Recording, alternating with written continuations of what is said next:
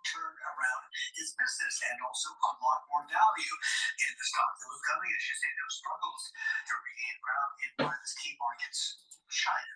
Let's bring in Oliver Matthew for more kind of Asian consumer research. He joins us live. Our guest host for the Rock Tomorrow line is still with us from Nomura. And my great colleague Lynn is also part of this conversation. She, of course, watches what happens in Japan very closely. Oliver, great to have you with us and appreciate your time. So what are they up to in terms of taking that stake in Shiseido? What exactly does IFE want to see happen?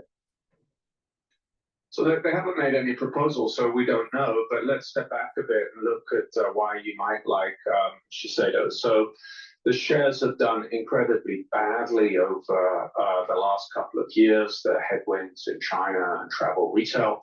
That's been the same for some other cosmetics companies. But there's been some big improvements made at Shiseido. And I actually think it's a kind of underappreciated corporate governance poster child of Japan. Let me go over a few points here. So 10 years ago, the Shiseido board actually insisted on bringing an external CEO in for the first time, Tani-san, and he really made big steps to globalize and modernize the company. He's just given over the CEO role to Fujiwara-san, who's just started. But as part of that transition, they've actually made two big announcements. Number one, they have their first ever independent chair of the board. So that is Hatanaka-san, who's the ex-CEO of Astellas Pharma, so has a lot of global experience. He's also on the board at Sony. So now that is the first time Shiseido's ever done this. It's pretty rare in Japan, but it is an extremely strong indication they're taking governance much more seriously than before. The second thing they did is, for Fujiwara-san and the management team, they announced that their long-term incentives would be. Hello, this is Dr. Paul Cottrell, and we're live streaming on YouTube tonight. I'm going to be opening up X Spaces for call-in. We are live streaming on February 19th. The Asian session is about to get underway here for equities. Obviously, some of the futures market and the currency markets are already actively trading. A lot has happened in the news today. So before we begin, please make sure you subscribe to all my channels. I have 4 channels on YouTube, Brighteon, Bitchute, and Rumble. Please subscribe to all the channels. The links are in the description of this video and all my videos. It's very important to subscribe to all the channels because of the strikes and the censorship on YouTube. They not only censor speech, but they also censor reach. So it's important for you to get notifications from all these different modalities so I can reach you. Please help support my work by asking your followers, the ones that you're connected to on social media, to follow me. We're going to end up having a crisis in 2025 or 2026, I suspect, because of certain things that are emerging. You are going to need me to navigate you through that in terms of finance and in terms of health and wellness. Nobody's going to be as accurate as I, and you know what? I got you through 2020. I'll get you through what's coming. All right. Now, there is an issue that's emerging, not just geopolitically with China. Hopefully, Trump can de-escalate the issue in Ukraine. There is this rumblings of further conflict in the Middle East, and that will perturbate markets. But the bigger issue that I'm concerned about are two things: an emergence of an orchestrated event that's like 9/11. Because when Trump continues to try to shrink the deep state, pull power away, and restructure the national security state, entities and individuals embedded in the national security state is going to try to prevent that restructuring. and try to prevent those budgetary cuts. The best way to do it is to orchestrate a 9/11-like event. Then they go to Congress and they ask for a bunch of money and blame Trump for cutting their budget and their staff. It's not 100% guaranteed that's going to happen, but the risks are elevating rapidly, especially when Doge starts doing the auditing with the Pentagon. Doge is already finding lots of, nefarious activities of certain grants going to nonprofits, NGOs, whatever. Wasteful spending on USAID. Corruption, it looks like, with Social Security. I would not be surprised that those people that are 200 years old also voted for Democrats in the 2024 election and the 2020 election. But that's one issue, is a 9/11-like event. The other issue is that of avian flu, this H5N1, the highly pathogenic H5N1. D1.1 variant, which is typically in birds, has now been found in cattle in Nevada. All right, that's not any new news. That's been reported about a week ago or 2 weeks ago. But the thing is that humans are close to cattle more often than they are with wild birds or with, a large flock on a farm.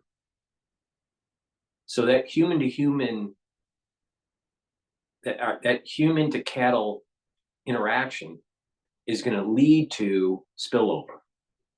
And as we move towards the summer months, and there's a circulation that is happening, when the warm weather happens, people are outside, wild birds are flying around, people go to farms, for family activities or whatever.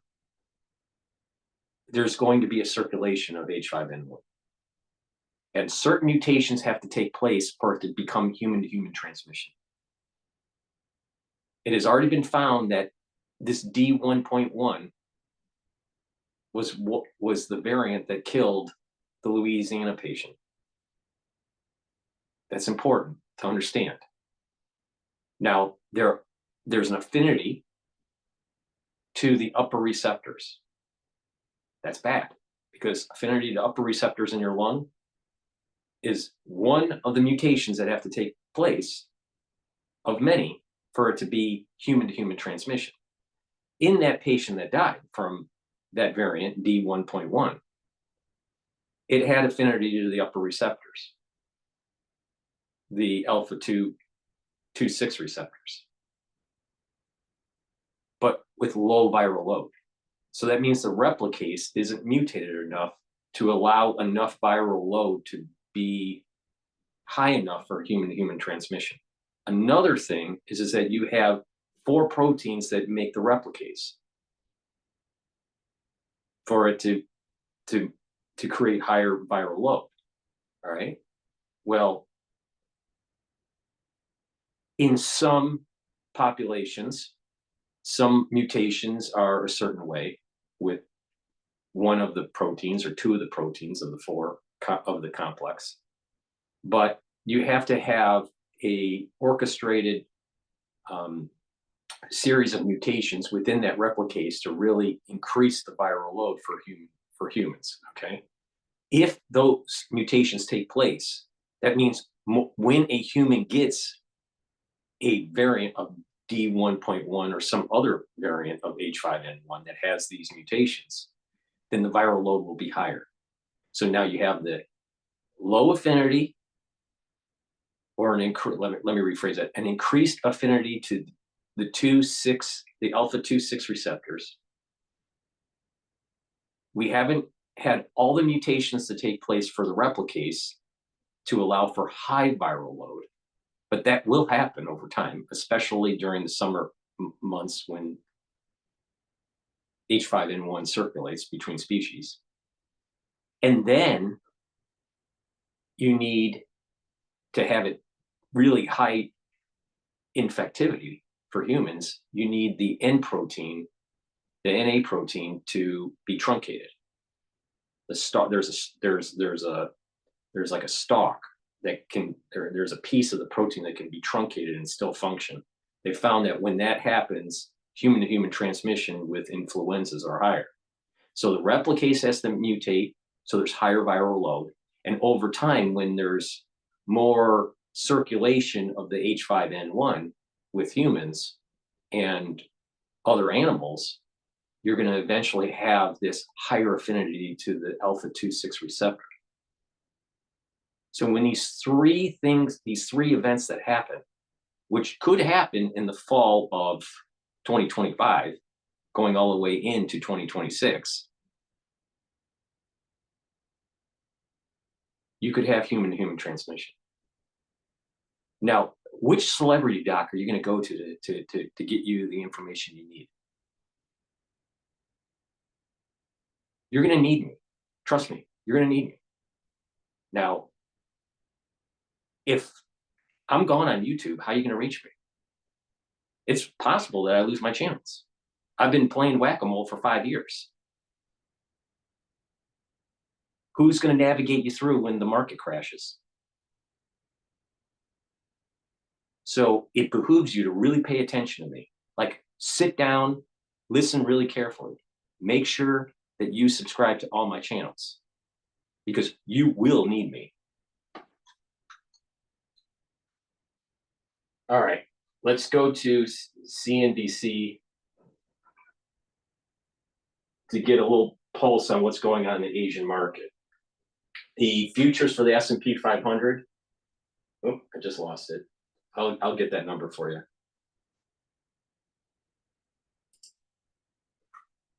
Right here, Sydney is down more than 1% now.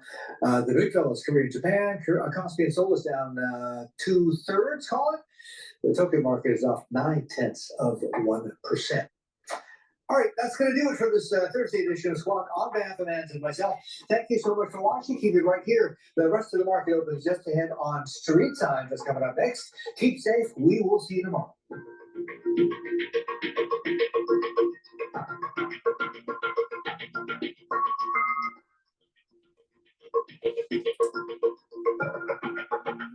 All right, so let's go to Hochul. Hochul is trying to, well, there's two things going on with Hochul. One is her trying to push out Mayor Adams. The other is that Trump is stopping her congestion pricing in Manhattan. So let's go to live now about this.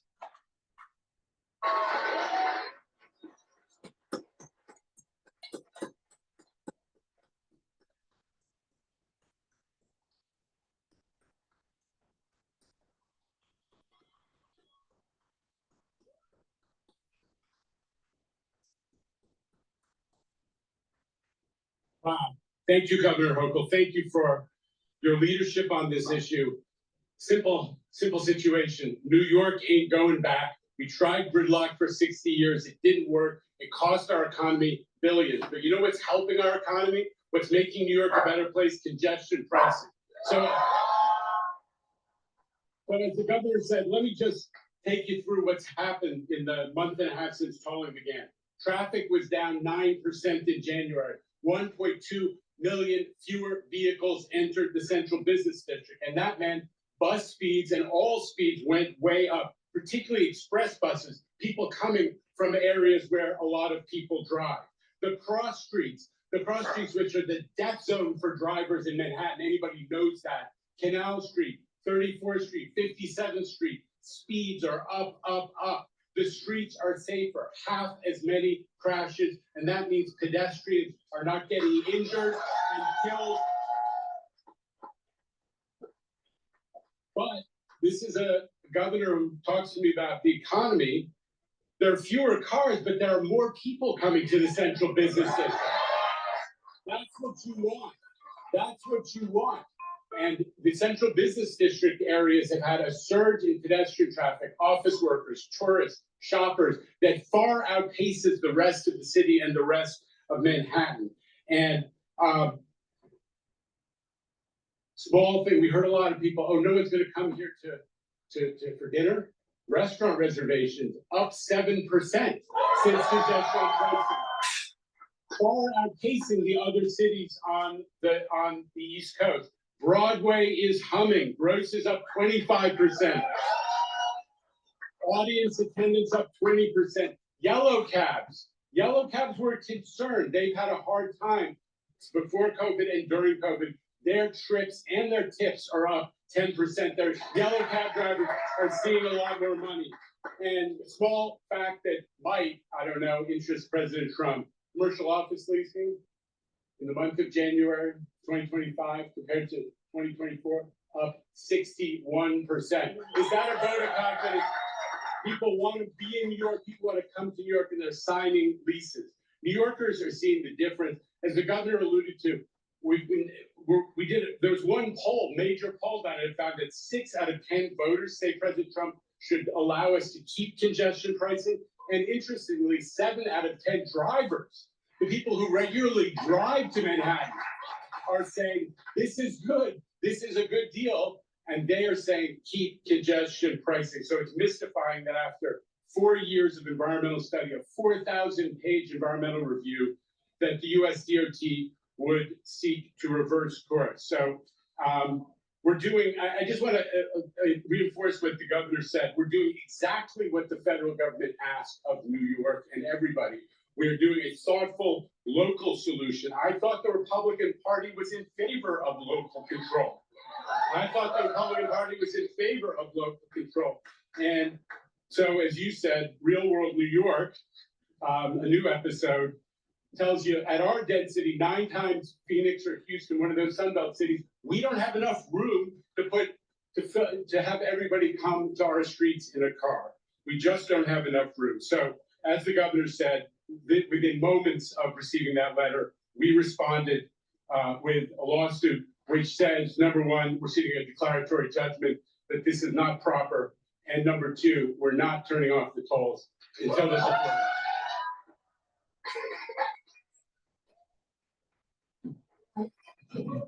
I see I'm joined by a number of elected officials who've been real champions on this. Senator Brad Quammen. We have our council member who's You know, as here. Trump says ex-nay on the congestion pricing. So what does she roll out today? She rolls out today, they're saving lives because there's less cars on the street. They might as well just say shut down the whole city because you actually can breathe when there's no cars. You know, when there was shelter in place, and there were no cars on the road in Manhattan during the crisis in 2020, you could literally breathe because you didn't have all that exhaust. And what's interesting is just the tires on the road create these really small particulates. All right. And you could see it, you can smell and notice a difference. Your eyes wouldn't get irritated, and so might as well just take, if you really want to increase the health of the society and the prosperity of the society, just have no cars on the street then. Now, what it is it's a money grab. And once it gets instituted, then they're going to keep on raising the price, and the city is going to take your money and waste it. That's what this is about. Protects the environment and does not unfairly burden hardworking New Jersey commuters. The current program lines MTA's pockets at the expense of New Jerseyans. He says, although we have had a difference of opinion with our colleagues in New York on congestion pricing, we have always had a productive relationship with our neighbors across the Hudson. I look forward to continuing that spirit of partnership for the benefit of the entire tri-state area. Also, Fox News correspondent Alexis McAdams reporting this, that as New York City's controversial congestion pricing comes to an end, she's hearing from city council members who are thanking President Trump for pulling approval of the toll here. They're excited that the Department of Transportation will rescind the November agreement under the value pricing pilot program, getting rid of the $9 surcharge for drivers entering Manhattan below 60th Street here. So interesting corners for support of this. Now, the Common Sense Caucus telling Fox, that's the caucus within the New York City Council, They applaud Trump for keeping his promise to end the punitive congestion pricing tax in New York City and relieving hardworking families, commuters, and small businesses from this unnecessary and unfair financial burden. Now, in the mix of everything going on with New York City Mayor Eric Adams today, his office did not provide a comment. The press secretary from his office said purely, quote, New York City has no jurisdiction over congestion pricing, saying it's a state law that was passed by former Governor Cuomo and instituted by Governor Hochul. So this is a question for them. So with everything Adams had going on today, his office demurring on a statement saying it's not in the purview of the city. This is purely a state matter. All right. Wanted to get all that in. I'm Andrew Kraft. We're a little past the top of a new hour here. We have a lot more top headlines left to get to. We'll see you in 2 minutes. I understand that people are concerned about bird flu and what to do and blah, blah, blah. But, you know, the thing is that there's certain things that I can't say on YouTube and you can't type in the chat box. It's called censorship, all right? And I don't want another fucking strike. Now, please understand that, all right? When I do a video specifically, if you notice, if I do a video specifically on a certain issue with a pathogen, it will be on Rumble, Bitchute, and Brighteon. All right. I already told you 1,000 times what you need to take. If you don't know, you haven't been paying attention.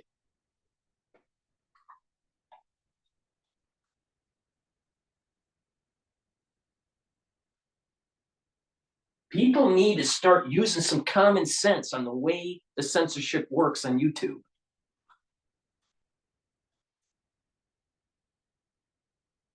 Now, I've already had 2 channels blown up trying to inform the public and protect people.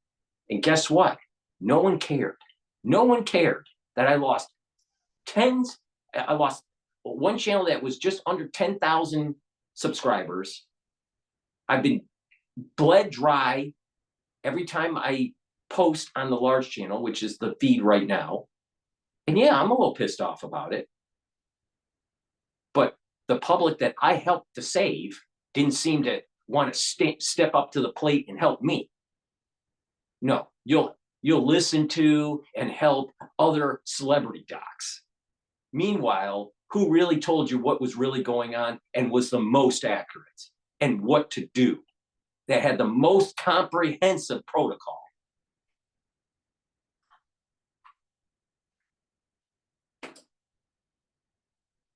We're going to be watching what happens with HSBC shares today when we get up and running at the bottom of the hour. And I'll send things now to Lynn, who is just sitting right next to me for a nice change and a look at the Japanese markets and, of course, the impact from tariffs. Yeah, indeed. All right. So, Again, if you'd like to help to support my work, which you're going to need me when the big crisis happens, because it will happen, help support my work by going to my website, the-studio-reykjavik.com.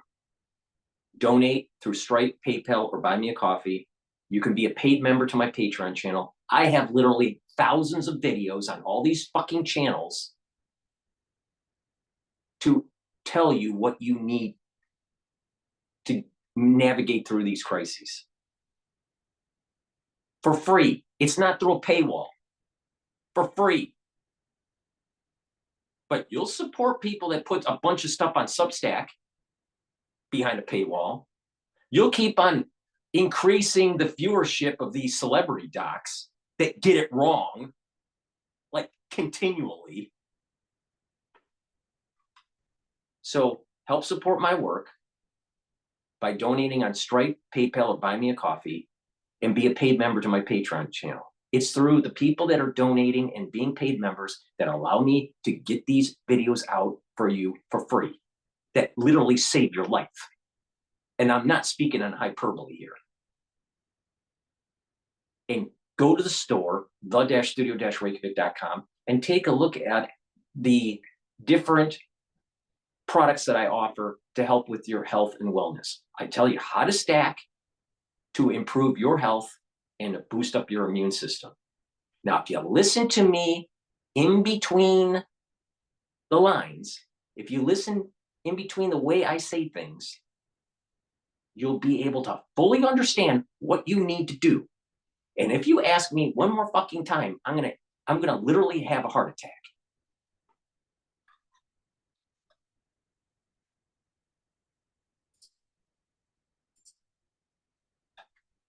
And where a country has been blown to smithereens. Well, now you bet. Unfortunately, President Trump, with great respect for him as a leader of the people, which we respect very much, the American people who constantly support us, unfortunately lives in this disinformation space. Today, Zelensky meets with U.S. Special Envoy Keith Kellogg, hoping to get on the same page. Part of my mission is to sit and listen and say, hey, what are your concerns? Well, yes, we can go back to the United States. President Trump. President Trump also indicated he could meet with Vladimir Putin by the end of the month. In Washington, Rebecca Castor, Fox News. Rebecca, thanks so much. So this all started today with a very lengthy post by President Trump on Truth Social today. We're going to put that up. I printed it out. It's right here. We're going to read from some of it. And within it is where President Trump referred to Zelensky as a dictator. And so this is getting a lot of attention. It's been a quite controversial couple of hours here. But Zelensky is a dictator. Zelensky is a dictator. He doesn't want to have elections because he knows he's going to be kicked out. Not only that, he has a cocaine habit that's being paid for by the Department of Defense and the Secretary of State from the Biden administration. Please go to my store, the-studio-reykjavik.com. Help support my work and help support your health. Get the probiotics that I have. I have a veggie cat version and a powdered version. I prefer to take the powdered version, and you need to improve your gut biome. Why? By improving your gut biome, you're going to improve your metabolism and be able to absorb the nutrients that you need. You're going to reduce inflammation in your gut. When you reduce inflammation in your gut, your immune system increases. Guess what? If you listen to what I have to say, you need to boost up your immune system since 2020. So it behooves you to actually improve your gut biome. Now, when you reduce that inflammation in your gut, you're going to actually have a mucosal barrier that improves, gets thicker. And in that barrier are microbes, good microbes that you need, and you're getting rid of bad microbes. You also have something called IgA, which is a type of antibody that's really important for your gut. So when you have a good gut biome, you're going to have more IgAs in that mucosal lining. When you reduce that inflammation, you're reducing also leaky gut syndrome. Leaky gut syndrome is associated with allergies. Why? You bring in some food that, or an antigen, right? And you're eating certain types of, proteins or whatever. And if you have leaky gut, that protein can get into your system, and the body will think that it's a foreign body and it needs to produce an antibody. And then once you get exposed the second time with leaky gut syndrome, guess what? You become allergic to that food. Oh. So bad gut means more chances of having allergies. So if someone around you keeps on having allergies all the time, they're allergic to this and allergic to that food and blah, blah, blah, blah, blah. Most likely it's because they have a leaky gut and or overexposure to inoculations. You don't want a leaky gut because over time, you're going to be allergic to everything you eat. So you don't want that. In addition, by reducing the inflammation, you're reducing the chances of mutations in the crypt of your gut. That's where the stem cells are to repopulate your gut, because your gut keeps on shedding cells. I believe it sheds every 7 days. So your gut is constantly remodeling. When you get older, because of all these divisions, cellular divisions, you eventually have mutations that could lead to polyps, that could lead to colon cancers. So you want to mitigate that. To mitigate it, reduce the inflammation to reduce the chances of the mutations, but you still need to get your cancer screenings. My aunt died from colon cancer. You know why she died from colon cancer? Because she was too embarrassed to actually go and get a colonoscopy.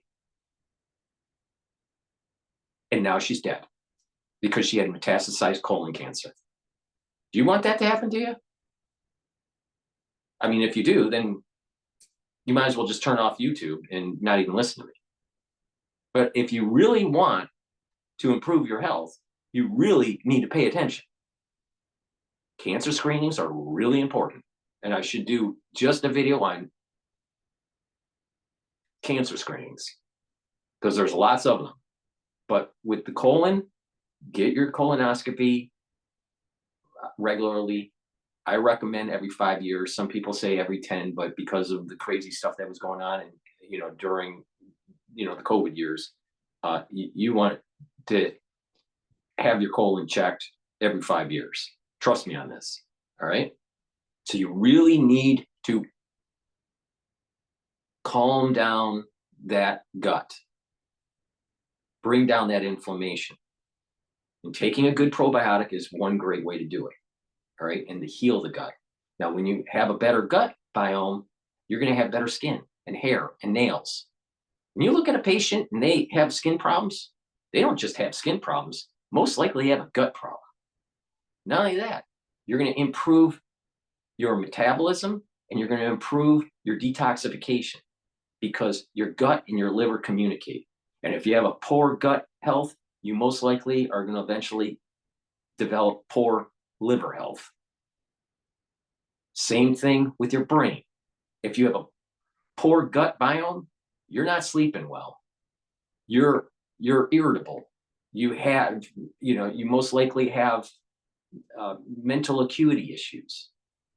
And when you're not sleeping well, your cortisol levels go up, which is immunosuppressive. So it's a double negative for your immune system. So by having a good gut biome, you're going to sleep better. By having a good gut biome, you're going to be able to concentrate better. And your cortisol levels are going to go down. And guess what? Your immune system starts to go up. Now, if you're chronically inflamed because you're being constantly attacked, either by foreign things or something internal, I'm being careful with the way I say this, and it's constantly inflaming, then your immune system is going down. This is what I've been saying about some of the aftershock of the crisis. So what you need to do is that you need to take a good probiotic and bring down that inflammatory response in your gut. Guess what? More people are getting polyps at a younger age. Now, part of it is because of diet. Part of it's because of endocrine disruption with the chemicals that they're ingesting. That's all pre-2020. Now, when you look at after 2020 and the crisis, polyp formation at a younger age has gone even higher. Why? Because of this chronic inflammation and some of the mutations that have taken place post-2020. So it really behooves you. If you're 40, you better start getting a colonoscopy like pronto, because most likely they're going to find something.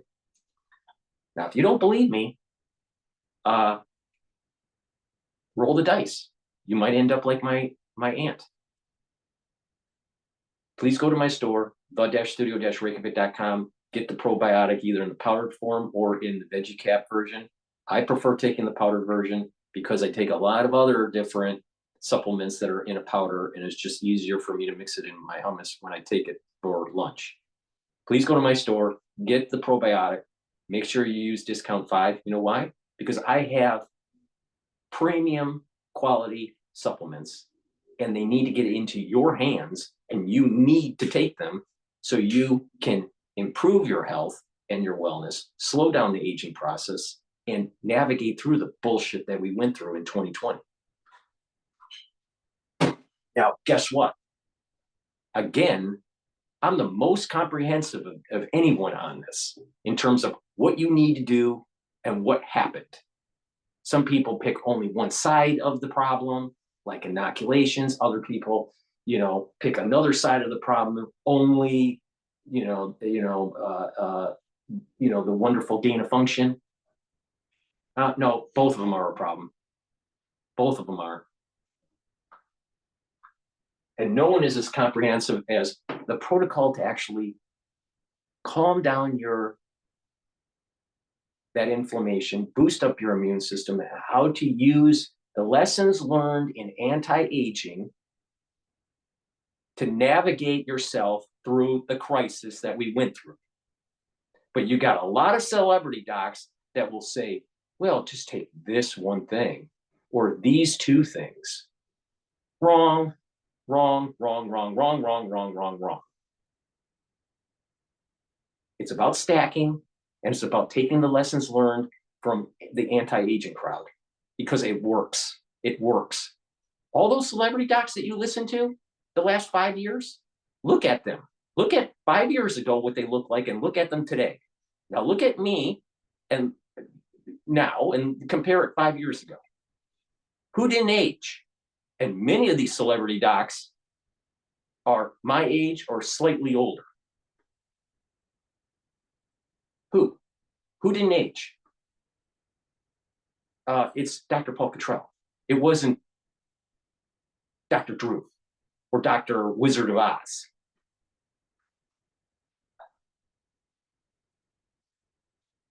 All right, let's go to CNBC talking about Palantir. To up his sales of the company. So no matter when you're on air, how much you cheerlead for the company, if you're selling more and more shares, right, that is the action that talks. And if your top dog is selling shares in that kind of volume. And not to remind the audience, who is the one that also navigated you through the crash in the market during the crisis of 2020? It wasn't Dr. Drew. It's Dr. Drew. He wants to weightlift in the gym and then start, promoting health. He's waiting to, but it's like, why did he turn gray and white so fast with his hair? Poor gut biome.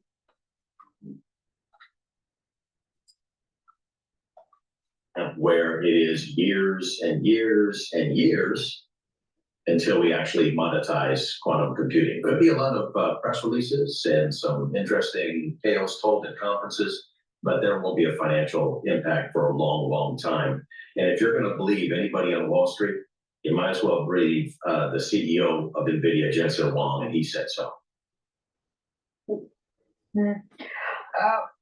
Yesterday, I was talking to Winnie Wu from Bank of America Securities, and I was wondering, whether or not the market is talking about the valuation of DeepSeek. It's not a listed company, but even so, and whether or not investors will ascribe the same AI premium to Chinese tech stocks as they have to US tech.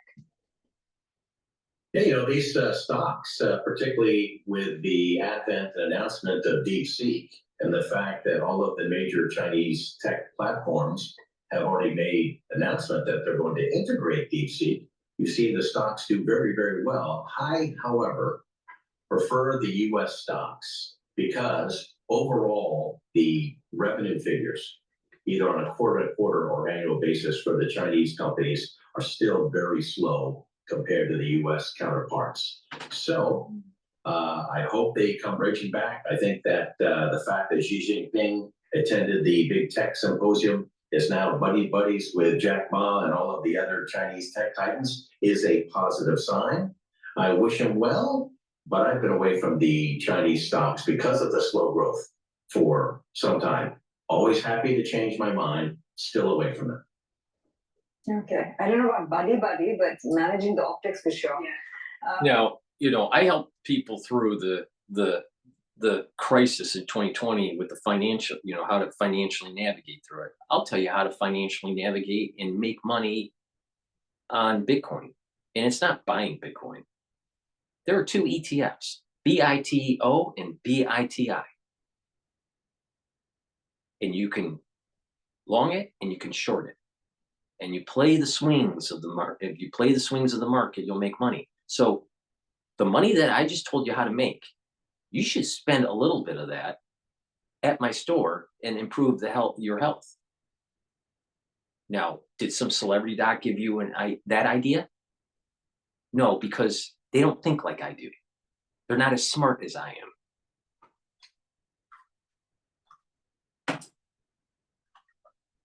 Economic or company-specific drivers, because as I said at the beginning of the telecast, the macro is very uncertain. Because I think, regardless of the rhetoric that comes out of the White House, that a combination of all of these policies, particularly focused on tariffs, is inflationary. And if inflation starts to perk up again, the Fed will not lower rates; they're going to have to raise them. And if you get the yield on the U.S. 10-year, and what is happening with, there's two dynamics that are going on with Bitcoin.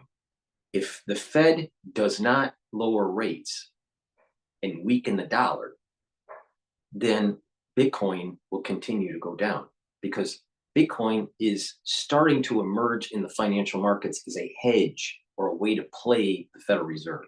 You can play the Federal Reserve rate also in the Treasury market, but it's starting to emerge, and also the currency markets. But these cryptos, especially Bitcoin, is starting to become a Federal Reserve trading virtual commodity. All right. So if the Fed wants to raise rates, it's going to hurt Bitcoin. If the Fed lowers rates, it's going to help Bitcoin. Now there's an added complication here. You got, I think it's MicroStrategies or MicroStrategies coming in and being the whale to buying, a bunch of Bitcoin. So it distorts the market. All right. So you got these two dynamics that are taking place here. There's a big resistance point at 100,000. All right. And why?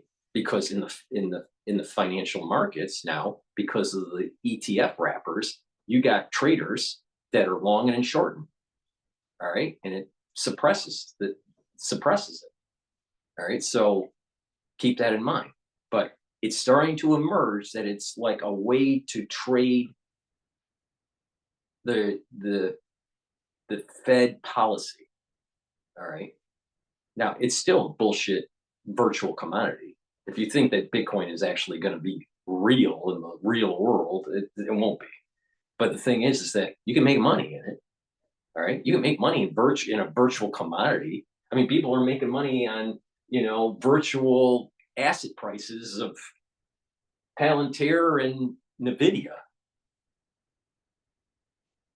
But keep that in mind. But would you get that information from Wizard of Oz, Dr. Wizard of Oz, or Dr. Drew? I mean, if there's so many people that are depressed in American society, how does Dr. Drew have enough time to do a podcast?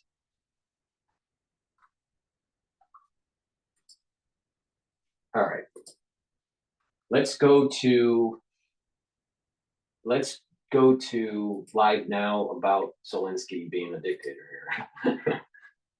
War right below the threshold of war, and he's not going to stop there because the U.S. is an enemy for Russia.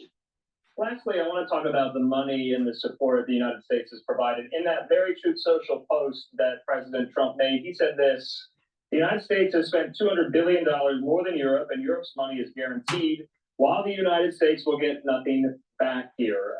And he said this: we have a big, beautiful ocean as a separation. On top of this, Zelensky admits half of the money we sent him is missing. And, it is right for the American public, the American people, to want to know where this money went, how it was spent, and the like here. But did Zelensky say that half of that money has gone missing? I've not seen the reporting. I mean, look, Ukraine indeed just like any other country has an issue with corruption. They have done multiple efforts in the right direction to go after people who are exploiting Western support and doing things illegally. However, I want to emphasize one immensely important thing. This is not the waste of our money, because as I mentioned, it is truly in American national interest to help Ukraine, because China is watching and destabilize Europe. It also means destabilize the rest of Western economies. And the third point that I also want to emphasize is that Putin is not going to stop at Ukraine. Just look what's happening right now in Georgia. Putin already has threatened his neighboring states. He's trying to destabilize Moldova, and I can go on and on across Europe. That Europe is becoming more destabilized. However, it is also tremendously important that Europe wakes up to Russia's threat and double down its effort and to truly help Ukraine this time.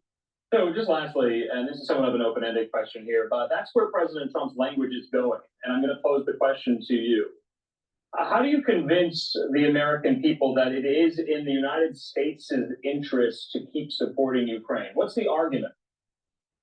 So number one argument is that even though that sounds like a lot of money that we are sending to Ukraine, it's actually just a fracture of our money that we have for defense that actually really helps keep America first and America safe. And after all, as I mentioned, China is watching. So if we do not actually help Ukraine, China might also test our red lines with Taiwan. So make no mistake, this is one of the best investments that America can do for our national security. All right, Ivana Strawner there with the Foundation for Defense of Democracy. Ivana, good to see you. We'll talk soon. Thank you very much for inviting me. I just want to remind the audience, the ones that are watching the live stream on YouTube, I have X Spaces open on my X channel. You can join in, listen, ask for the mic, ask questions. Remember, there's censorship with YouTube, so there's certain things you just can't ask. All right, so use some common sense. But the ones that have joined on X Spaces, thank you for joining. I appreciate it. All right, let's go to CNA. They have, it looks like they're having a summit. I'm not sure what in. Let's see here. And economic uncertainty. For example, in the US, we are seeing corporations drastically scale back their diversity, equity, and inclusion programs, the DEI programs, as they come under pressure to comply with the directive by the new Trump administration to focus on merit-based opportunities instead. And with the rapid advancements in artificial intelligence, companies also grapple with using the technology to remain competitive, yet not displace jobs or alienate customers and lose that so-called human touch. On top of that, businesses, they're also under pressure to adopt sustainable and environmentally friendly practices. But those often involve hefty investments. And so while they can enhance the long-term viability of a business, they may also reduce the short-term profits. And so this edition of the CNA Summit right here at Pan Pacific Singapore looks at that, the trade-offs in leadership, and we'll also examine the key factors that distinguish resilient and successful organizations from those that struggle to adapt. And so we will hear from Singapore Minister for National Development, Desmond Lee. He will be delivering the opening keynote address, as well as MediaCorp CEO, Ms. Tan Lok Keng. Then we will head on into our panel discussions. The first one will focus on the internal trade-offs, the tough choices that leaders face within the organization that impact talent management, resource allocation. Those kind of summits are a waste of time. Please go to my store, the-studio-reykjavik.com, get the vitamin C and magnesium so you don't get scurvy, just in case, you're going to get on a boat and you're going to travel around the world and you don't have any, fresh fruit with you or sauerkraut. But all kidding aside, take vitamin C every day to boost up your immune system. Really important. And by the way, vitamin C also improves your skin, especially if you take collagen. Drink it with filtered water. Take it every day. If you're not feeling well because of the cold season or because of something else, take a double dose. Make sure you drink it with filtered water because it's water soluble. But take it every day to boost up your immune system. It's also an antioxidant, but it's not as strong as C60. Turmeric, really important. It brings down inflammation. It brings down pro-inflammatory cytokines. That does two things for you.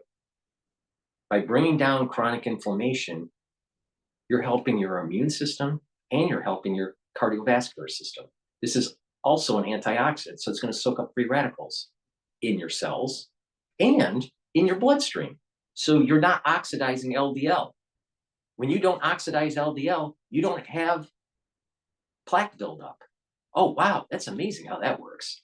So would you rather listen to Dr. Paul Cottrell tell you to take turmeric and take C60 and bring down inflammation and bring down those free radicals, soak up those free radicals, bring down your LDL levels by taking omega-3 and nattokinase so you don't have to be on a statin?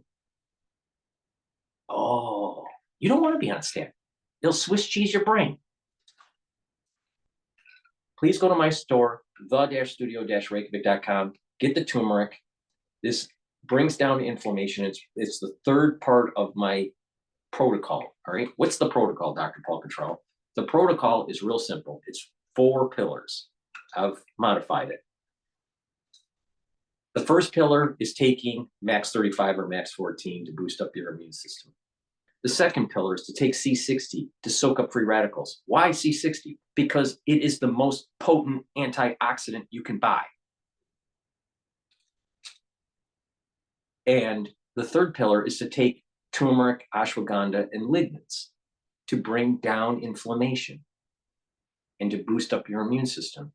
And the fourth pillar of the core protocol is taking Boomer Boost to boost up your metabolism and to increase your energy levels.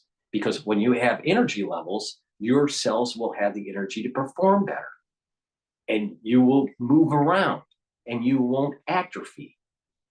And guess what? You need a lot of ATP for those neurons.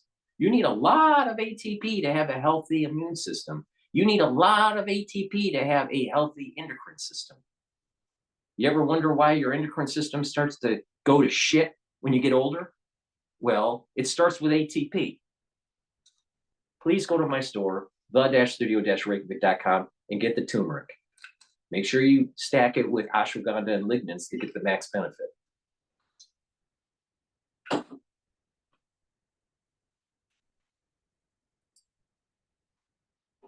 So I wouldn't say we're necessarily out of the woods yet when it comes to tariffs.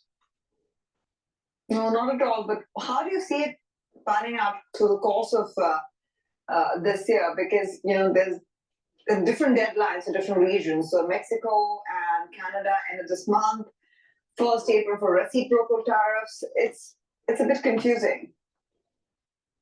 No, I agree. I think there's plenty to still be dissected. I would say that when it comes to China at the moment, it appears to be fairly moderate. We do need to wait until April 1st for the findings of when President Trump asked his team to look at the previous trade deal. And I think that what we're really looking for is some conclusion, some sort of negotiated deal between China and the U.S. on trade, whether it's a rehash of that phase 1 trade deal for 2019 or some sort of new trade deal beyond that, because that's what really is going to give markets a sense of certainty around where the trade picture can land. Because right now, I do think that not just investors, but also corporates are trying to understand really where the bogey is. Where can I be putting my capex in? Should it be in Mexico? Should it be in Indonesia? Should it be in Vietnam? Should it be in the US? Right? I think that's still unclear at the moment. At the same time, though, Eugene, it does very much seem like the Chinese government is worried about that declining foreign direct investment in the country, and that's why it's come out supposedly with a sort of an action plan now to try to attract some of that capital back. I suppose the big question for the market with regards to some of the points that it's making in this draft is whether it will come good on this plan this time around, given we've sort of heard this before from the so-called poster child of opening up Premier Li Qiang. But some in the market that I've spoken to this morning reacting to this news is that they do believe that they are quite convinced that this time around could be different, and that there does seem to be more of a degree of, you could call it, seriousness and commitment here from the Chinese government.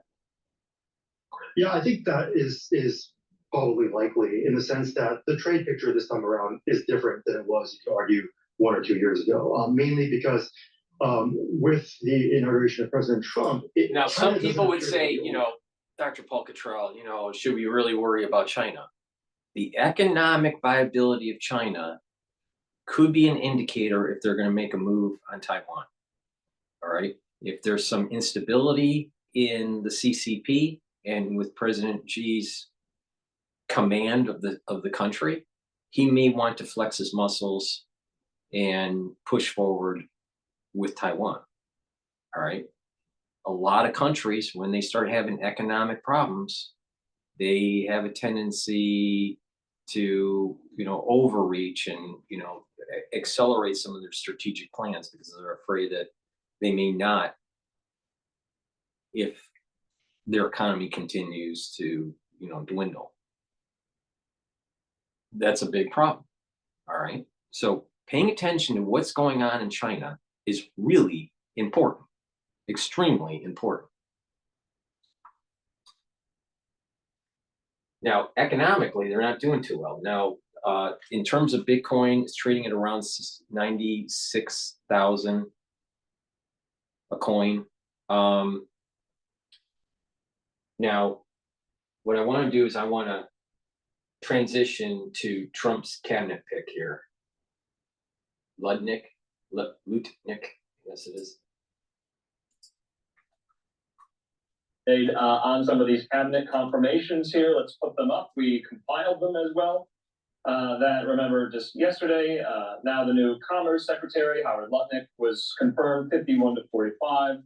Just today, former Republican Senator from Georgia, Kelly Loeffler, confirmed today in a vote of 52-46, she becomes the next administrator of the Small Business Administration. And as you know, we just reported the confirmation hearing held today for Lori Chavez DeRaymer as the next Labor Secretary, and that confirmation vote teed up for Kash Patel to lead the FBI set for tomorrow. And House Republicans tomorrow is going to be a big news day because of the whole Kash confirmation vote. That's going to be big. To the U.S. Capitol. Now, I wanted to also hit on your radar because this is interesting. This is coming from Fox Business correspondent Edward Lawrence, reporting that from 2 administration sources, separate ones, that the first cabinet meeting at the White House by President Trump will be a week from today on Wednesday, February 26th. So the cabinet that is so far confirmed will be meeting with the president in Trump's first cabinet meeting a week from today. And we'll have hopefully live coverage of that for you. In the meantime here, let's stay on Capitol Hill. We heard from Senate Republicans today. Now, it's just not the cabinet confirmations that are still working their way through the Senate. Remember, government funding runs out March the 14th. At that time, there could be a partial government shutdown unless, and you heard there in Chad's reporting, that the House and the Senate need to align on their budget priorities. President Trump liking the House version, but the Senate still going forward with their own version. Let's hear Senate Majority Leader jump to explain the discrepancies. Well, good afternoon, everyone. As it stands today, the Senate has confirmed 18 cabinet or cabinet level nominations for the Trump administration. And that will put us at the fastest rate in getting nominees through the Senate confirmation process since 2001. So we're encouraged with how that has been going.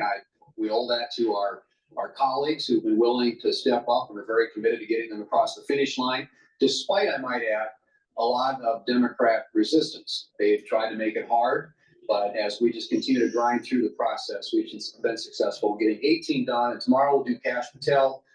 We have a couple more that we'll tee up for next week. With regard to legislation, I think as you all know, Senator Graham and the Budget Committee last week reported out a budget resolution, and thank them for doing that. That tees up an opportunity for us to move that across the floor. And as you all know, that unlocks budget reconciliation, which will follow from it.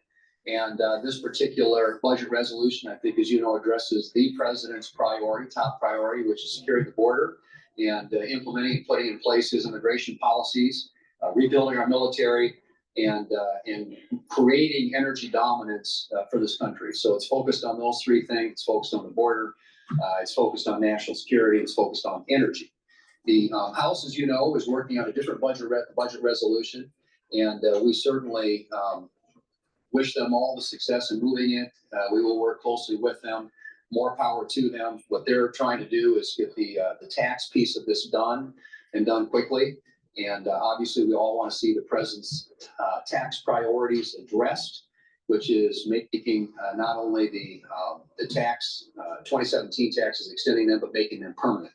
And that's certainly the priority for most, if not all, of the Republican senators here in our conference as well. So we will continue to work together in a way that ultimately gets us across the finish line and helps put the president's agenda in place. And as I said before, I think those priorities are very, very clear as outlined in our budget resolution.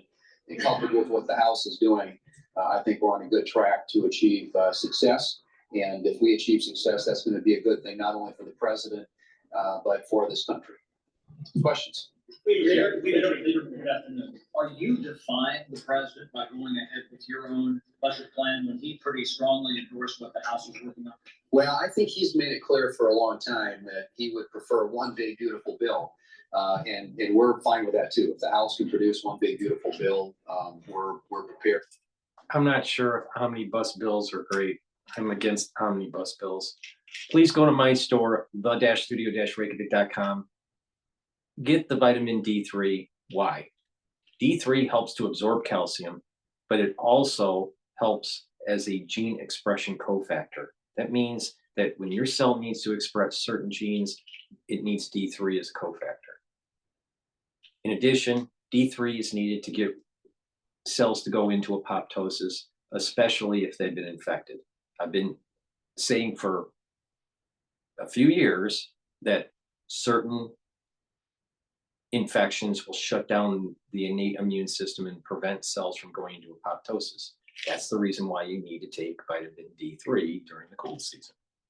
In addition, D3 couples with K2 and K7 to help with your cardiovascular health and with your bone health. If you do some resistance training, take calcium as a supplement or drink milk, which is what I do for my calcium, and take D3 and K2, you're actually going to build bone density when you're doing that resistance training. You're sending growth signals to that stressed area where you're doing the weightlifting. And what will happen is that your body is going to take that calcium and start depositing it and creating new bone matrix. A lot of people don't realize that your bones, the bone matrix sheds and replenishes, and it goes through this 5 to 7 year cycle. But when you get older and you aren't as active, what happens is you're depleting your bone matrix. And over time, you're literally just urinating out your minerals that used to be the density of your bone. Now, you need to reverse that by taking D3, K2, do resistance training, and take a calcium supplement. Now, many women that go into menopause, they're postmenopausal, you're going to start losing a lot of bone density. That's why it's so important to take calcium, take D3, take K2, and do resistance training to reduce that osteoporosis. please go to my store, the-studio-reykjavik.com, get the vitamin D3. Make sure you get the K2. I'll be talking about that later.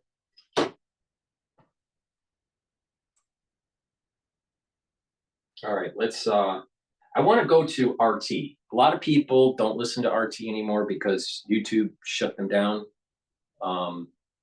Because, you know, YouTube is full of freedom of speech. So their take on what's going on with the peace, the potential peace in Ukraine. Instinct. Can Ukraine, I mean, it looks like that, you know, at least the current leadership or people in power in Ukraine, they want to move towards European Union membership. And that's up to the Ukrainian people. But I mean, after all this has happened, do you think Ukraine can trust Europe? I don't think Ukraine cannot trust anybody right now at all in this situation. Ukraine saw what Europe is already. After 2014, the promises of the so-called free world European Union and trips to Vienna and having talked in Vienna by Poroshenko are now in a bloodshed.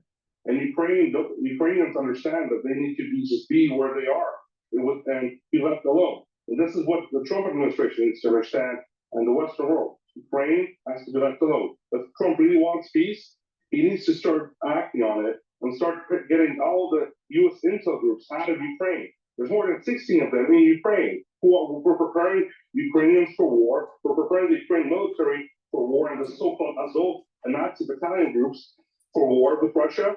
And they were assisting them today. So they have to do that. They have to leave Ukraine at all. Let's leave Ukraine sovereign, have the diplomatic force stay in Ukraine, keep it official, and leave Ukraine alone where it could handle the situation with Russia after the peace deal has been made between the United States and Russia, because the whole war was started by the West, but letting Ukraine into this war. So Europe is a future for Ukraine, I think, is not an option. Ukraine, but I think, Andre, but I think Ukraine may have a future if USAID would get out of Ukraine and stop meddling. I mean, you know, you turn on BBC and Al Jazeera, and they have this, you know, human rights lawyer, okay, that speaks pretty good English. She's blonde, she's pretty. Oh, she's on the payroll of USAID.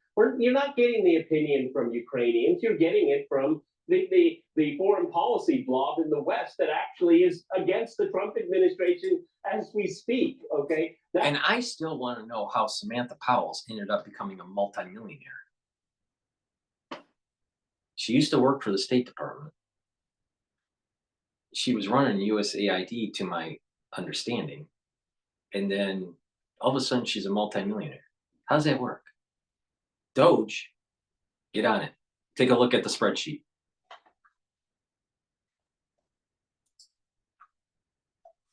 Russia relations. Why were you agreeing with me? Go ahead.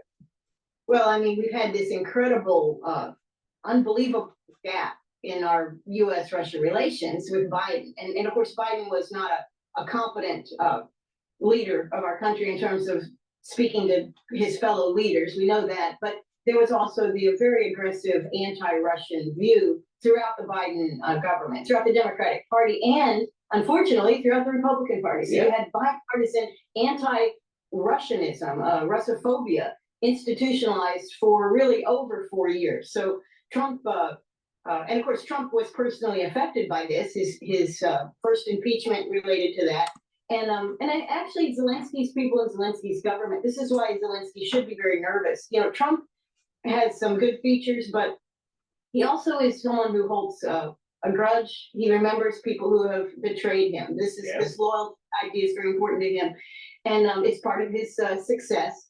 And it does not trust Zelensky at all. So on a personal level, so this is all of this has to be fixed. But yes, the Russia thing is most important. Also, Trump understands, with his Greenland gambit. He understands raw materials. He understands strategic location. He does this maybe from a real estate perspective, maybe as an American imperialist, if you want to call it that. But he understands that, and so Russia counts. You talk to Russia, you negotiate with Russia, make sure there's an understanding with Russia. Ukraine, unfortunately, for Trump, for personal. It's as simple as this. You can boil all that down to one simple statement. Russia, the United States, and China are superpowers. They need to talk. Ukraine is not a superpower. They're at the kid table. Peace that doesn't threaten anyone, a peace that is profitable, in fact, we know peace is profitable. It really is. War, we talk about how much money you can make. Only a few people make money from war. Peace, everyone becomes wealthy in a peaceful environment. And Karen, after all of the bloodshed and all of the violence, there is no hatred of Ukrainians in Russia. Russians don't hate Ukrainians, okay? USAID helped Ukrainians spread Russophobia around the world. But after everything that's been, the losses on both sides, there's still not animosity towards Ukraine. I don't know if that's true. I think when there's a war, there's a natural human instinct to hate the enemy, no matter who it is. So I'm sure that Russians, there are many, maybe not all Russians, but many Russians hate Ukrainians and Ukrainians hate Russians. But that's typical with any war. My grandfather served in World War II. He was a CB in the Navy, all right? He saw a lot of action, all right? He absolutely, positively hated Japanese, totally hated them. Now, he hated them even after the war, but that's what happens in war. You hate the enemy. You have to hate the enemy. How do you go kill the enemy if you don't hate them?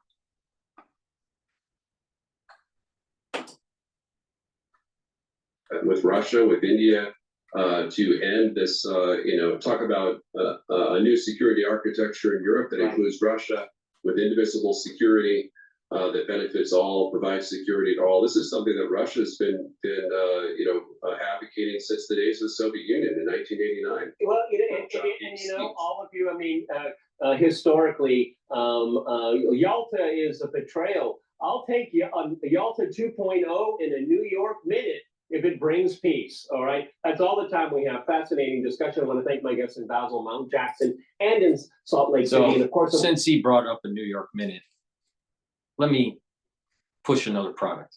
Please go to my store, the-studio-reykjavik.com. Make sure you use discount 5 and you get $5 off any order. Ashwagandha root helps to control cortisol levels and your blood glucose levels. That means that by lowering cortisol, you're helping your immune system and you're bringing down inflammation. By bringing down blood glucose levels, you're controlling that inflammation of the higher glucose in your bloodstream. But you're also reducing hyperglycemia. Oh, that's amazing, Paul. By taking ashwagandha root regularly, you're actually mitigating some of the problems with diabetes. Wow. Isn't that so much better than having to take insulin? Isn't that so much better than, being right on that borderline between what is called borderline diabetic? Because your A1C levels are elevated. Get healthy.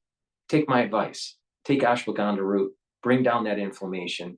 And when you bring down that inflammation, not only are you controlling your blood glucose levels, but you're improving your immune system.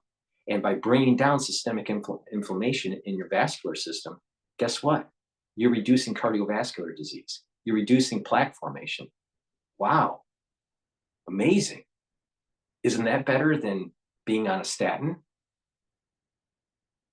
Isn't that better than being on metformin? Yeah. Take ashwagandha root with turmeric to get the max benefits to help with your immune system and help with your cardiovascular health. Once again, I'm the most comprehensive on this stuff. It usually takes me like 3 hours or more to go through all of the different stacks that I have, but you know, we're not going to do that tonight. NAD plus is something that I've added to my stack. Why, Dr. Paul Cottrell, did you add NAD plus to your stack? Great question. NAD plus boosts up your energy levels. You need lots of energy to be healthy. Old people don't have energy and they die in the bed or in a chair with low ATP. NAD plus helps you boost up your energy levels. In addition to boosting up your energy levels, it helps to repair your DNA damage. When you get older, like 40 or older, you are accumulating DNA damage. And you have repair mechanisms in your body to repair that, but it gets overloaded and it can't repair everything. And over time, you're accumulating more DNA damage and you get older, all right? And you age faster. So, but it's not just your cellular DNA that gets damaged, your mitochondrial DNA gets damaged. So to repair the mitochondrial DNA and your cellular DNA, it's really important to take NAD plus. And if you're 40 plus years of age, it behooves you to start protecting your neurons. You don't want to start having shaking or gait issues. You don't want balancing problems. You don't want neurological dysfunction, neurological degeneration. Do you? Do you want negative neuroplasticity? The answer is no. Please go to my store, the-studio-reykjavik.com, get the NAD plus, boost up your energy levels, repair your DNA damage, and protect your neurons.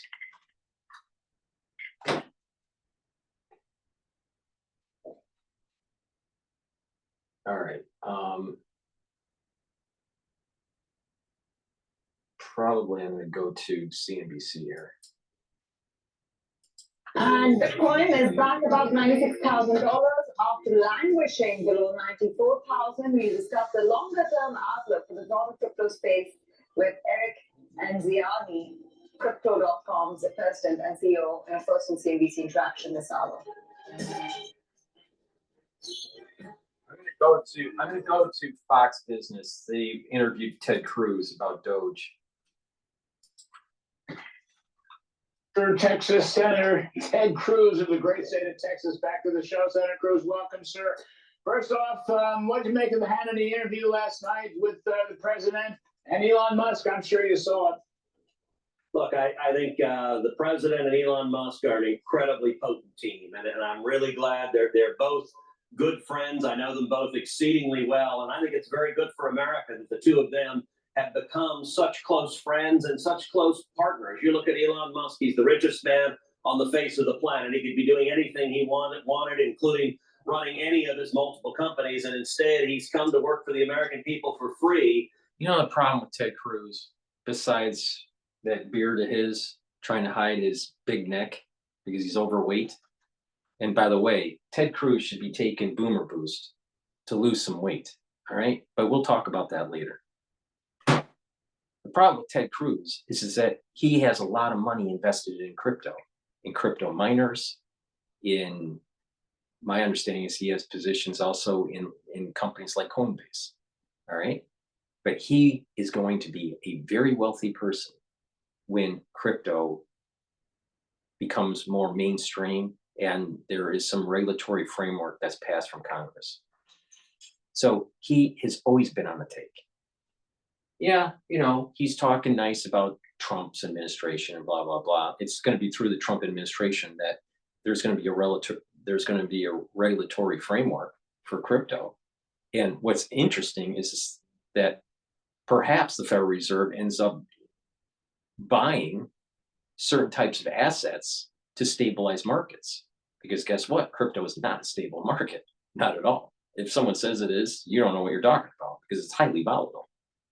But the thing is this boy is going to make a lot of money.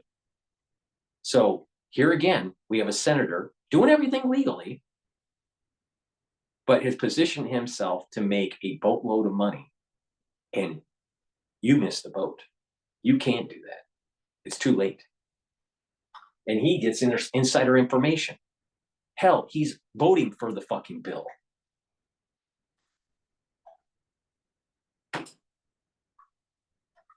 Bringing his prodigious talents to taking on sprawling government spending, out of control waste. And I got to say, every day what Doge is uncovering, it is breathtaking.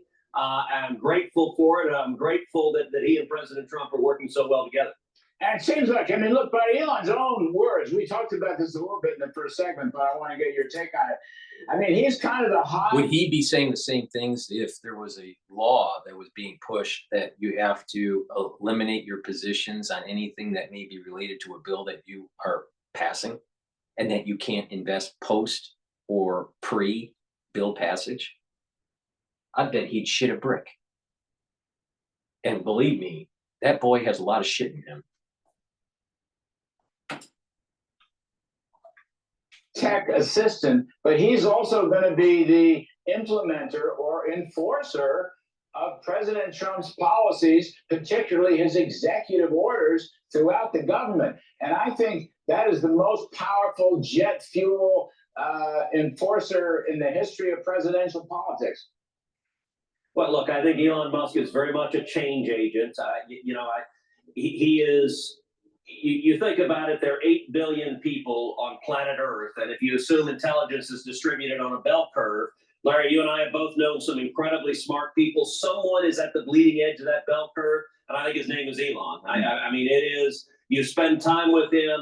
Elon doesn't just think outside the box. He doesn't know there's a box. It's an incredible thing. Right. And I will say it is an incredible asset to President Trump to have someone like Elon willing to dive in night and day and pour his prodigious talents into fighting for President Trump's agenda. I'll also say there are an awful lot of Democrats and a lot of folks in the corporate media who are desperate to try to drive a wedge between President Trump and Elon Musk. They're doing everything they can to try to create friction. And as far as I can tell, those efforts have been an utter failure. The two are working hand in hand, and that's good for America. Yeah, and I think that showed up beautifully in the Hannity interview last night. Senator Ted Cruz, President Trump on Truth Social today. One big beautiful bill. He likes what's happening in the House. He said we don't need the Senate bill. What's your take? You know, this has a familiar ring to it. I think you and I talked about this a few months ago, but I don't want to remind anybody of it. But the fact is, we don't need another Senate bill. We got a House bill that's got everything in it. It's what the president wants. Can you just give him what he wants, sir? Well, I'll tell you what, Larry, you and I and the president, we're all on the same page that we want to succeed in delivering on our promises, that failure is not an option. And that's true whether it is one bill or two bill. As I told you, there can continue to be real risks in the House of failure of a gigantic bill with a tiny margin for error. Big bills scare me because there's pork in them. Small bills are good because it's easier to digest and know exactly what's in them for the ones that are voting and for the general public to understand what's going on. These omnibus bills, that's scary. That's scary stuff. And didn't we complain about that with the Biden administration? Didn't we complain about that with Nancy Pelosi and Chucky Schumer? The one that doesn't know how to cook a hamburger? And he's Jewish. He's not supposed to put cheese on meat. What the hell's wrong with him? Oh, he's a liberal Jew. And so I'll tell you that the Senate's perspective is that we need to have dual tracks. We need to have options to make sure we get this done. And so today at lunch, we had Vice President J.D. Vance join us at lunch. We had a robust discussion with the Vice President and John Thune, who laid out that the Senate is going to continue to proceed with the budget resolution we have in front of us so that we ensure there is a path to deliver. Number one, to secure the border. Number two, to rebuild the military. Number three, to unleash American energy. And number four, something you and I care deeply about, to extend the 2017 tax cuts and to make them bigger and bolder. We got to get all of that done. And that means we need every avenue available to get to accomplish. Now, I can't guarantee that this big bill is going to be just what he said. Maybe there'll be provisions about regulatory framework or opening up the door with easing trading or something to do with crypto. I would not be shocked.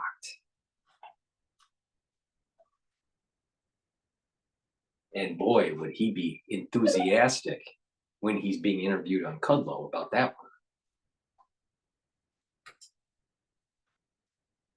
one. And Senator Cruz, 2 or 3 bills puts the tax cuts on the back burner. And companies, large and small, and middle-income working folks who have made up the new Republican coalition will definitely feel that they're on the back burner, that you got elected, but you didn't keep this promise. This is the risk you're making. If you don't put the tax cuts in first, this is the risk. And by the by, it puts a freeze on all kinds of business investment spending. And I think the stock market would be enormously. Now, Noga text something in the message box here, and he's saying American cheese is not real cheese. So, I want everyone to, chime in and tell me if you think American cheese is real cheese. All right. Because this is really important. Quiet. So Larry, there is no Republican in the Senate or the House who wants to see a $4 trillion tax increase kick in at the end of the year. That is not going to happen. But well, the process of negotiating the tax bill is going to take months. There are lots of trade-offs back and forth. There are trade-offs that are not just ideological, but they're trade-offs between big businesses and little businesses, between families, between blue states and red states, geographic. All of that takes time. And what you don't want to see and what I don't want to see is the House trying to do everything all at once in a giant enchilada and have it collapse in failure in August and we don't get anything done. That would be catastrophic. And so we cannot let that happen. You'll never get more than one bite out of the apple in the House. Everybody knows that. I'll just say this one thing. I said this in the first segment, or I said it in my rip. Senator Crapo keeps saying to people that extending the tax cuts is a neutral act. It's a policy baseline. It's current policy baseline. And second of all, budget committees under reconciliation rules and law have the right to create their own baseline. You all, in other words, in short, Senator Cruz, you're making it harder, or you're making it sound harder than it needs to be. Larry, I love you, and we found the only topic on earth we disagree on. But listen, I think Mike Crapo is absolutely right that we should use current policy as our baseline. And it's real simple because the Democrats are arguing, no. You got to say that maintaining the current tax law, maintaining the 2017 tax cuts cost $4.5 trillion. Now that is utter fiction, and it makes it much, much harder to get it accomplished. And so that's the path the Senate's going to take, is we're going to follow current policy, which is what the precedent has been in the past. And by the way, the Democrats always did do this for spending, and they have the field tilted in favor of more spending and in favor of higher taxes. That's backwards. That's what they want. But again, I'm saying to you, it should be a neutral baseline extending the tax cuts. Let me move on, Senator Cruz. Well, then we're agreeing on that, Larry. All right. Well, shoot, I'm glad to hear that. Now, Ukraine, Zelensky. All right. President Trump today really gave him a shot across the bow. Stop talking back. Stop undermining Trump's peace efforts with Putin. And eventually we'll include Ukraine and other people as well. Just stop. He called him essentially a dictator and said martial law. He couldn't win an election in Ukraine. What do you make of that? What do you personally think about that? Well, listen, number one, it was clear when President Trump campaigned throughout last year that he was campaigning, among other things, on ending the war in Ukraine. The war in Ukraine was caused by Joe Biden's weakness, his weakness as commander-in-chief. It was caused by Joe Biden waiving the sanctions on the Nord Stream 2 gas pipeline that runs from Russia to Germany. As you know, I authored those sanctions, and Putin stopped building the Nord Stream 2 pipeline literally the day President Trump signed my sanctions legislation into law. So Biden caused the war, but Trump campaigned saying he was going to end the war. And I've been very clear, we will see this war end, and I think it will end in the first half of this year. I think the president is trying to negotiate that resolution. My hope is it is a resolution where the war ends and it's a clear and indisputable loss for Putin and loss for Russia. That's the outcome I want to see. I think that's the outcome that's good for America. I will say this. I don't think President Zelensky is doing himself any favors by running to the European press and attacking President Trump. You and I both know President Trump very well, and that is a strategy that is almost designed in a lab to produce the opposite of the outcome he's trying to get. And so I think he probably needs to... Exactly. Not only that, with a good peace agreement, we could export LNG to the west side of Europe, and Russia can help with their economy and export their energy to the eastern side of Europe. And, you know, and then the middle would be around Germany, you know, right? It would be a win-win. But integrating Russia with the Western economies is going to weaken BRICS. BRICS was designed to basically try to chip away at the hegemonic power of the petrodollar. So this agreement could be way bigger than just Ukraine. Please go to my store, the-studio-reykjavik.com, and get the Max 14 or the Max 35. Again, it's the first pillar of the 4-pillar core protocol that I've developed over time for improving your health. What does this do? It improves your immune system. How do you use it? Thanks for asking. Take a teaspoon a day, swish in your mouth, gargle about 20-30 seconds, and then swallow. What it does is it improves your oral hygiene, but not just that, it's improving your mucosal barrier in your oral cavity and your oropharynx. When you do that, you're improving your innate immune system. You're also improving the health of the epithelial lining within your oral cavity and your oropharynx. When you're reducing inflammation and you're improving that barrier, you're reducing the chances of getting sick. You don't like that, right? Trust me. So if you want to boost up your immune system, a great way to do it is to take the Max 14 and the Max 35. This also does a lot of other stuff that I can't talk about, but please go to my store, the-studio-reykjavik.com, get the Max 35 and the Max 14, boost up your immune system. It's part of this core to help with your health. The first pillar, Max 35, boost up your immune system. C60, bring down free radicals. Turmeric, ashwagandha, and lignans, bring down pro-inflammatory cytokines, boost up that immune system. And taking Boomer Boost to supercharge your energy levels and increase your metabolism. You do that, you're going to get pretty healthy, and you're going to get pretty healthy pretty quickly. All right. For the ones that are watching the live stream on YouTube, I do have X Spaces if you'd like to join, listen in, ask questions. This is supposed to be an interactive show. If anyone wants to talk, just ask for the mic and I'll give it to you. Just be careful on what you say because of the censorship on YouTube. We don't talk about certain words or certain phrases, especially dealing with the 2020 crisis, because I don't want another strike on YouTube. I just got off of one of the strikes with one of the 4 channels that I have on YouTube today. So don't screw it up, please. All right. I want to go to France 24, and they're discussing, I think, Trump's policy with Ukraine. The title here is Rule by Decree, so it may be other policies for Trump too. Let's dive into in really bad shape. If he loses that, namely people push back, they tell their local representatives, you know, we don't want to go in that direction, he won't succeed. So it's not purely a legal issue. There are legal issues there, the courts can't rule on them. I think ultimately we have to keep sight of the fact that more importantly it's a political issue. But you don't sound in a panic. You think that the courts will, in the end, have the final say. I'm in a panic. Look, there are 3 separate issues. One is has Trump changed democracy? Second, has he weakened it? And third, is there a risk that democracy is just going to be done away with, right? And I think the answer to the first is yes, democracy is changing, in part because of demographic issues. The Democratic coalition that's been there for a long while is splintering, and Trump is a revolutionary. He's changed how politics works. Is it being weakened? I think so.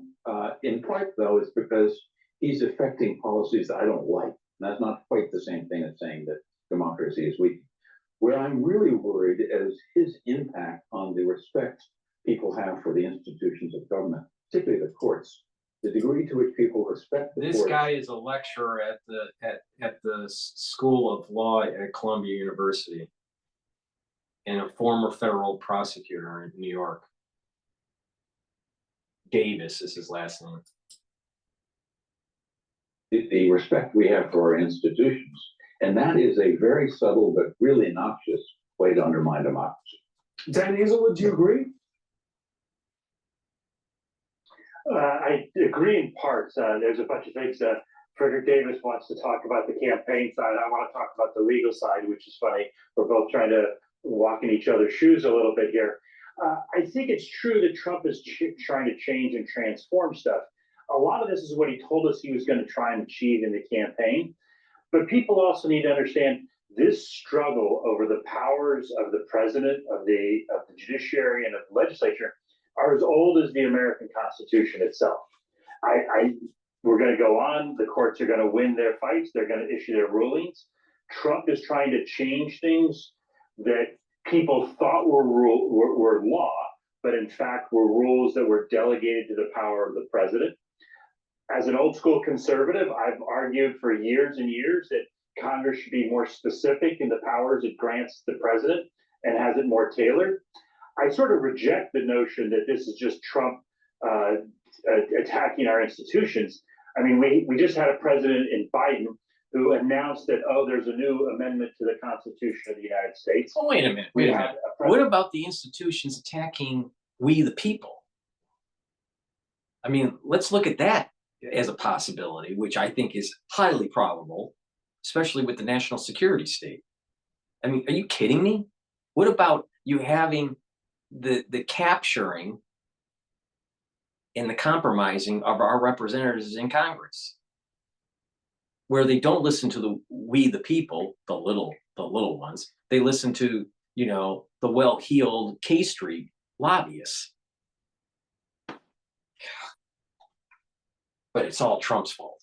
Yeah, it's all Trump's fault. But it can't be Raytheon. It couldn't possibly be Raytheon's fault or Halliburton. You know, when I got my MBA, all right, one of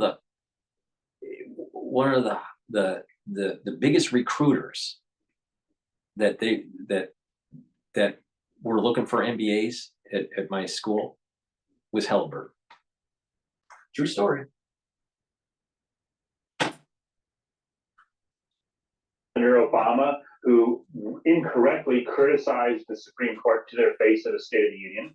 The Democrats were saying if the courts don't rule our way, we're going to pack the Supreme Court. They called for impeaching Republican justices. It is part of the democratic system that is unfortunate, but it is true that politicians get to talk, courts get to rule, and then the politicians get to complain. This is normal. It's not a crisis. It's just uncomfortable. And we are having a real hard debate that is uncomfortable about the direction and power to the president and the direction of our country on issues. And Trump is pretty much doing what he said. I mean, the IVF is something that he said he would do, just as he said he was going to actually go after the federal bureaucracy and try and cut it significantly. We're seeing him do that. And further to Frederick Davis's point about this criticizing not just the judiciary, but criticizing judges by name and accusing them of being corrupt. Do you agree that undermines democracy? I think that both sides have, for a generation or more, have engaged in criticisms of both the judiciary. The judiciary is on the playing field in the American political system. It is not some unique silent body, and both parties have gone after them repeatedly on many occasions. So I think it's a big mistake for people to say, oh, this is just Trump, because it's not just Trump. It's both sides. Would we all like a more dignified world? Yes, absolutely, include me in that. But that's not the way the system works. When a court rules against you, you get to complain. You adhere to it, and even famously, Donald Trump said, I think last week, I always follow the courts. He will comply with the court rulings because the whole system will comply with the court rulings when we get to the final stages.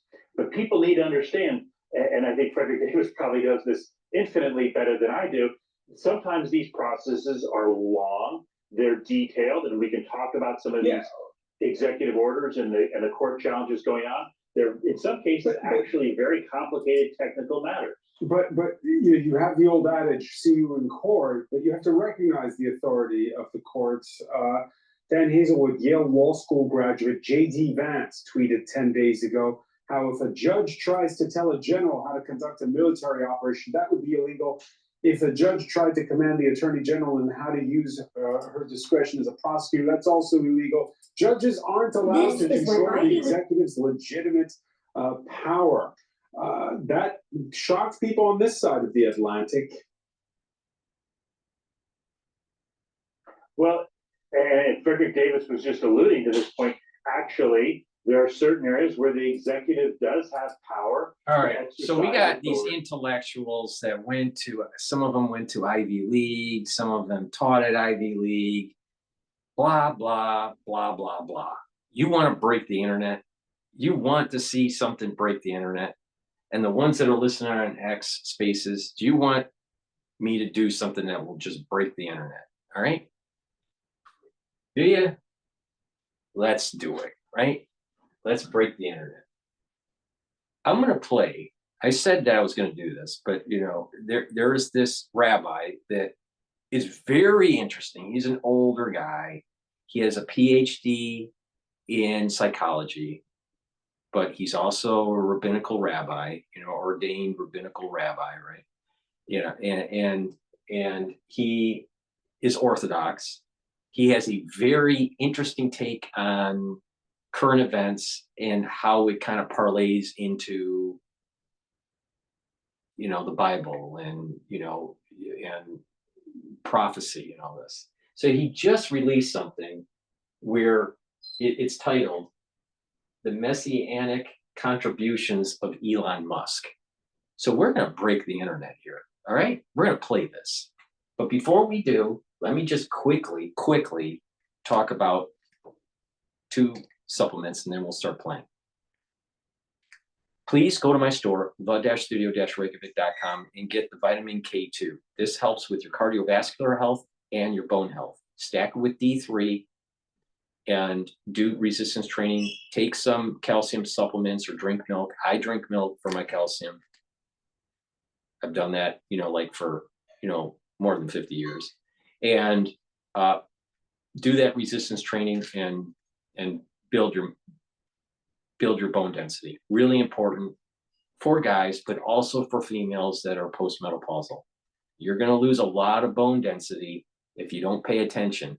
For the females out there that are listening that are postmenopausal, please take the K2, the D3, do the resistance training, take some calcium, and build bone density, because you will, because of your hormonal changes, will lose a lot of minerals within your bone. So you got to be vigilant on this. Another great way to improve your cardiovascular health is to take nattokinase. Nattokinase helps to break up clots. It's because it's fibrinolytic, but it'll also help to bring down LDL levels and increase your HDL levels. That means that you're going to improve your total cholesterol and improve your cardiovascular health. You can stack it with K2 and D3, and it works great to help reduce plaque formation. All right, with that said, let me dive right into this messianic contribution of Elon Musk. Now, this is an orthodox guy, all right? But you listen to him, there's a lot of wisdom. Now, remember, he is biased, towards the Jewish faith compared to other faiths, but he has a very great insight on current events. And again, he has a PhD in psychology. Get into with a 3.6 GPA. 90% of students with a 4.0 plus GPA. Before I begin, what's very important is to take away the confusion. No, he's not healthy. He's overweight and he has problems with his, it sounds like he has problems with his lungs. So just, keep that in mind. He's not a healthy person. Bewilderment of people and what is going on. Look, we all know something is happening that has never happened before. And when we take a look at, what Trump is doing, we've never seen anything like that. The speed of change, the way the world is reacting to him, the Democratic Party that seems to be burying themselves. We don't understand what's going on, and of course the victory of Israel over the Arabs and so on. But what I want to tell you now, and I'm going to talk about it, obviously, Mashiach, and demonstrate how, is all of this is part of the Messianic process. But for you to understand that, of course, most people goes to my age commercial. are slowing down, but I'm more active than ever. Hi, my name is Dr. Frank Schellenberg.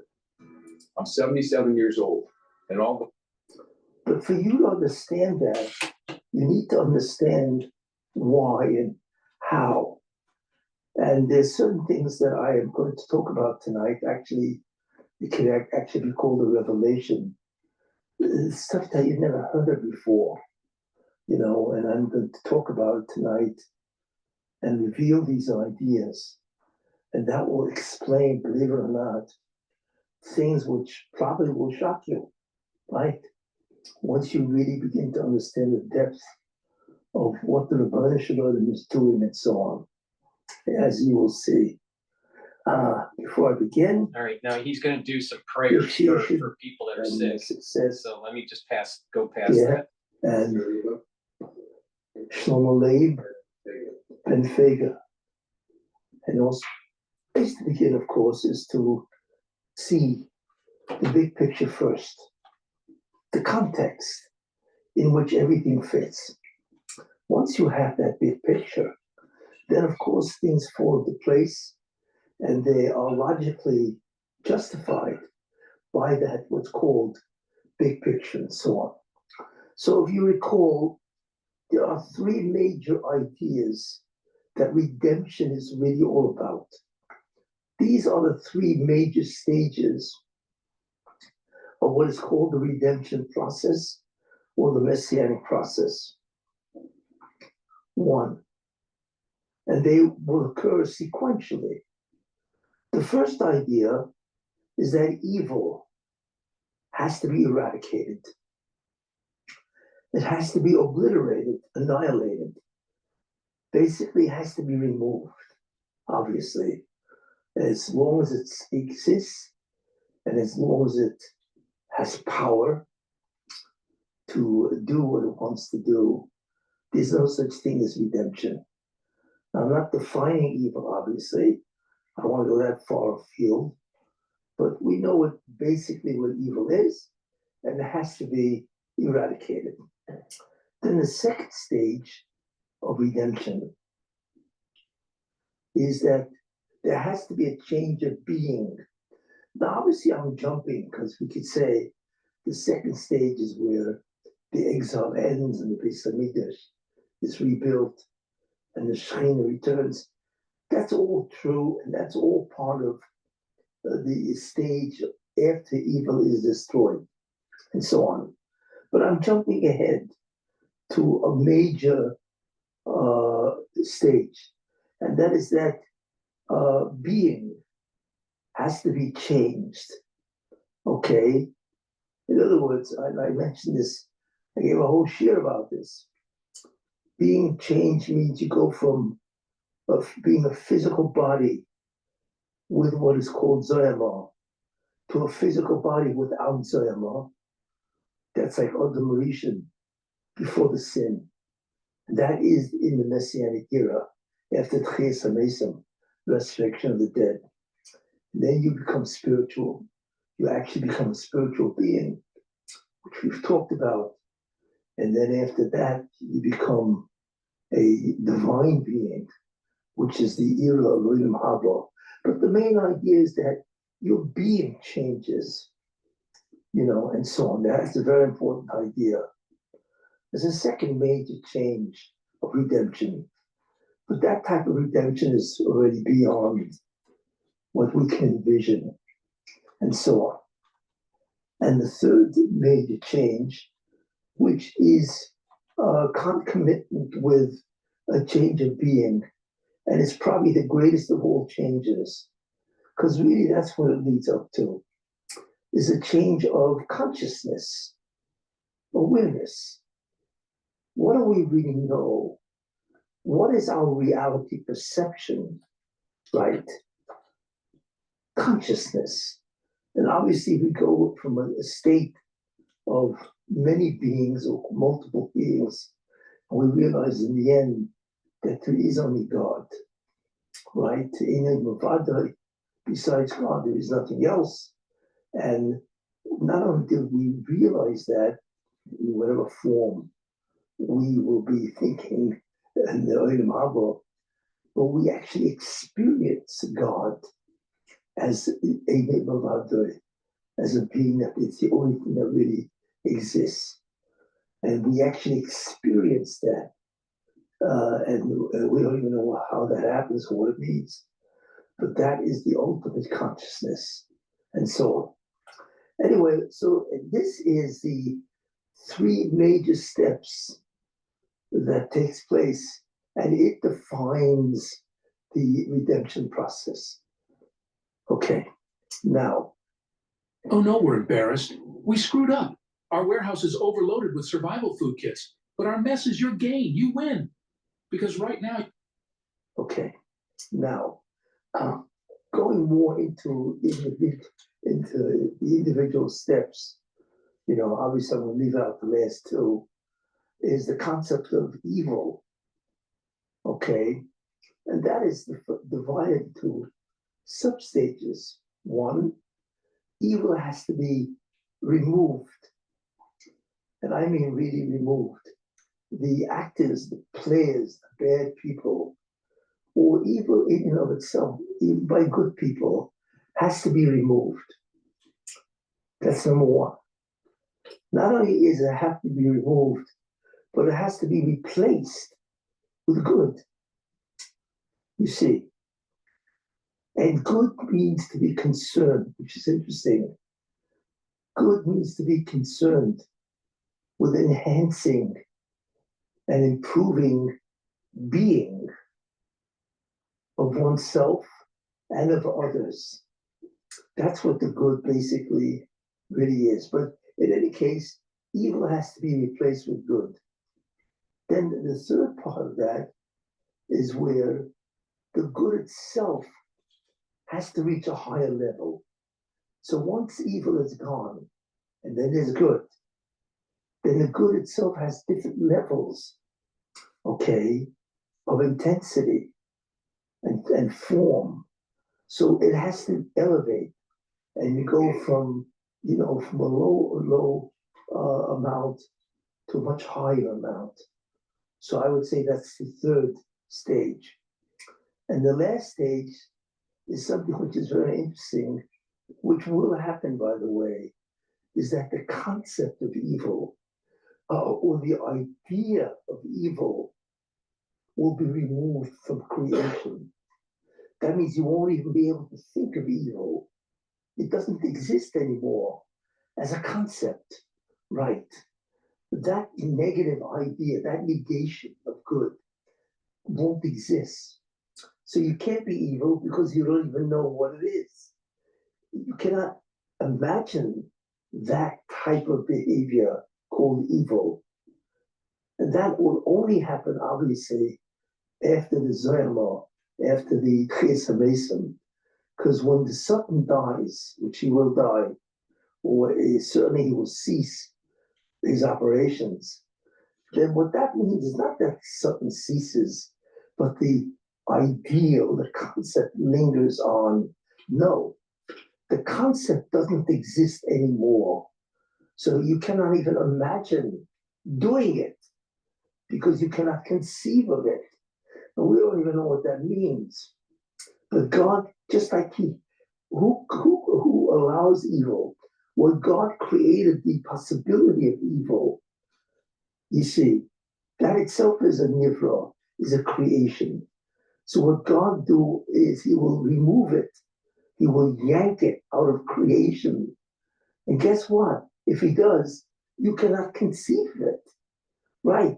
It's not available to be thought about at all because it doesn't exist. That is the ultimate state of the removal of evil. So I'm just telling you the different substages of the removal of evil itself. And then obviously there will only be good and in its highest form, which will be incredible righteousness. I really mean incredible righteousness and incredible holiness, right? And incredible divinity, which we can only begin to imagine and so on. In any case, this is redemption. It's not just world peace. That's the beginning of redemption.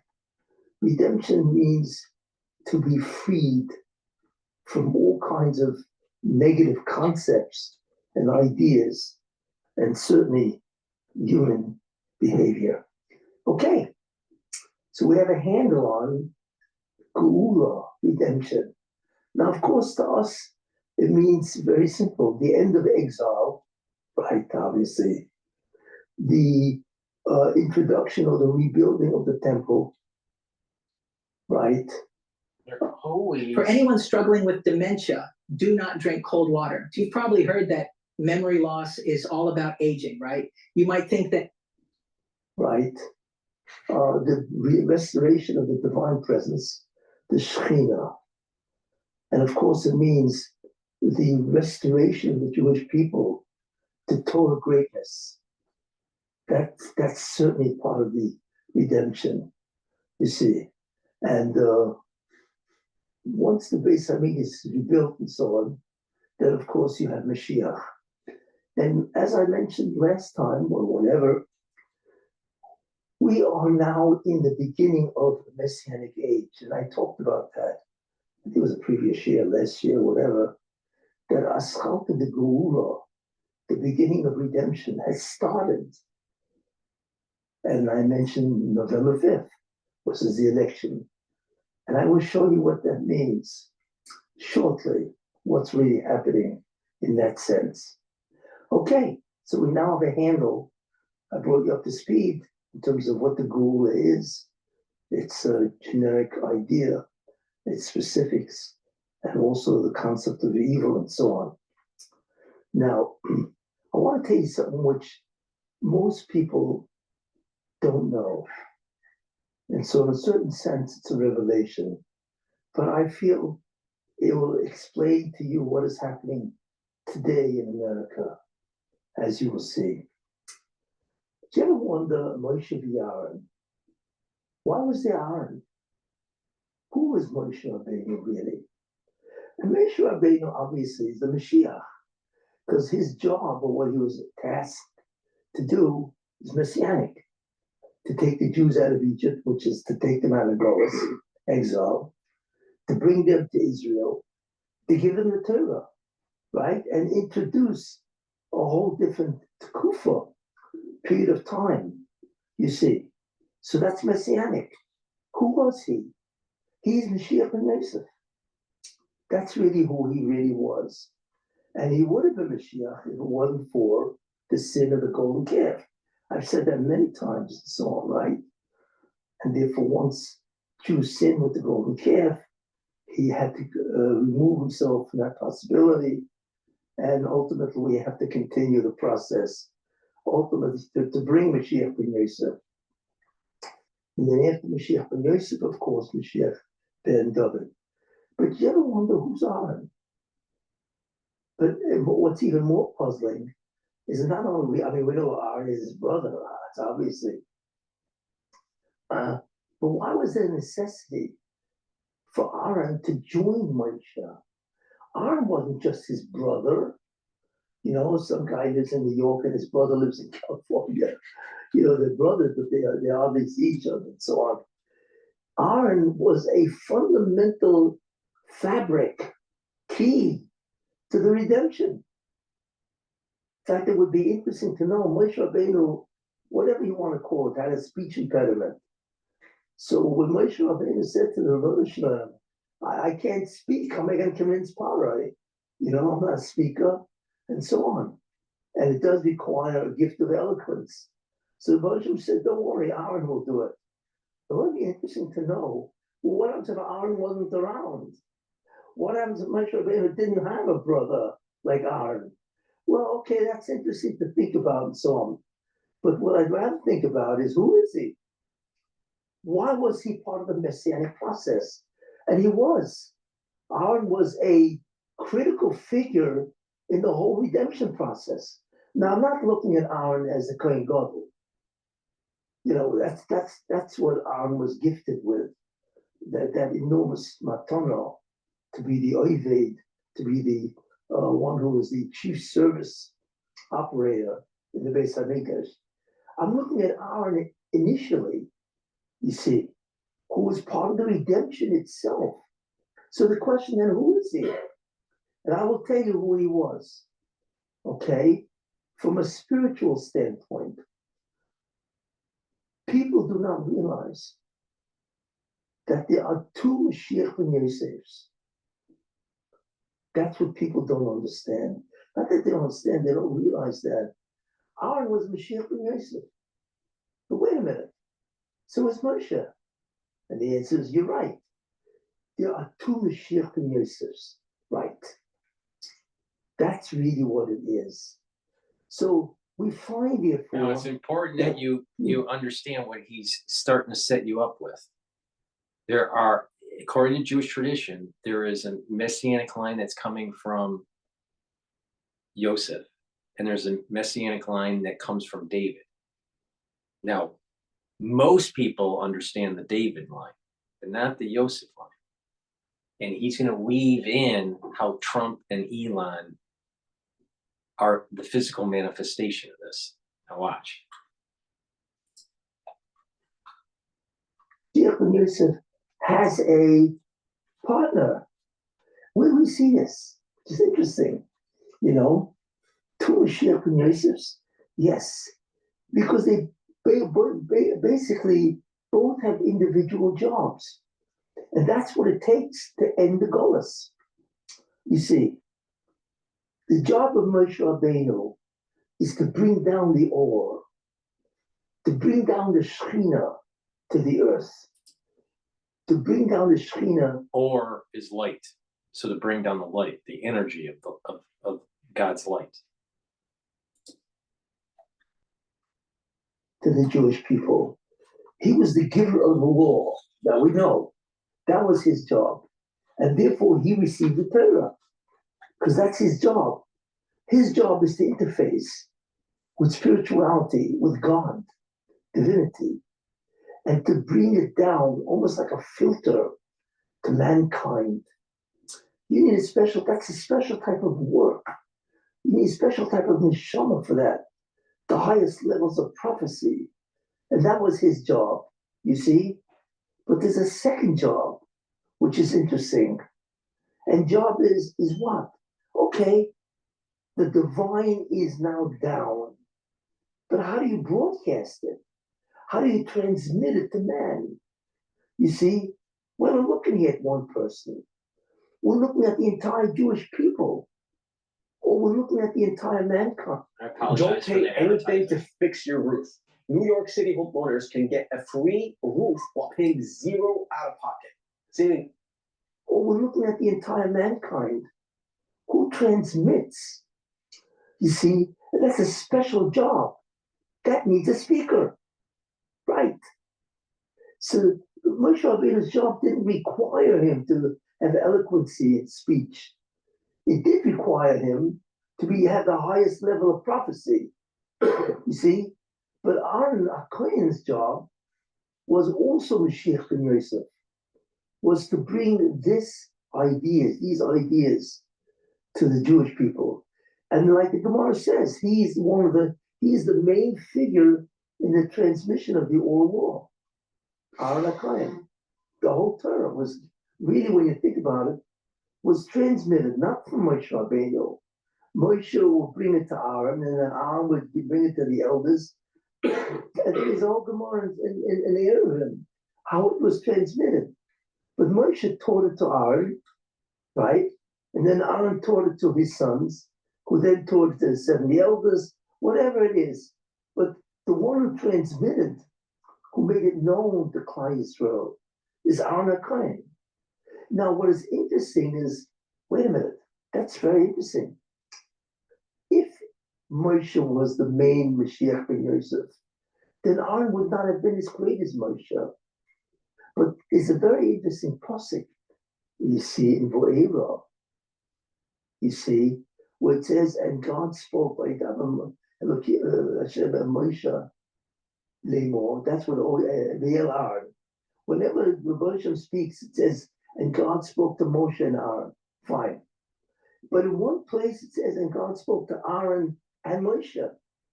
Uh-oh. Change the order. So Rashi is bothered by that. Why did the Moshe change the order? It always says God spoke to Aaron, to Moshe, right? Because he was the receiver. And then Moshe would tell it to Aaron. That's the way it always went. But here was a pasuk that said, and God spoke to Aaron, right, and Moshe, which means he said it to Aaron, and Aaron said it to Moshe, right?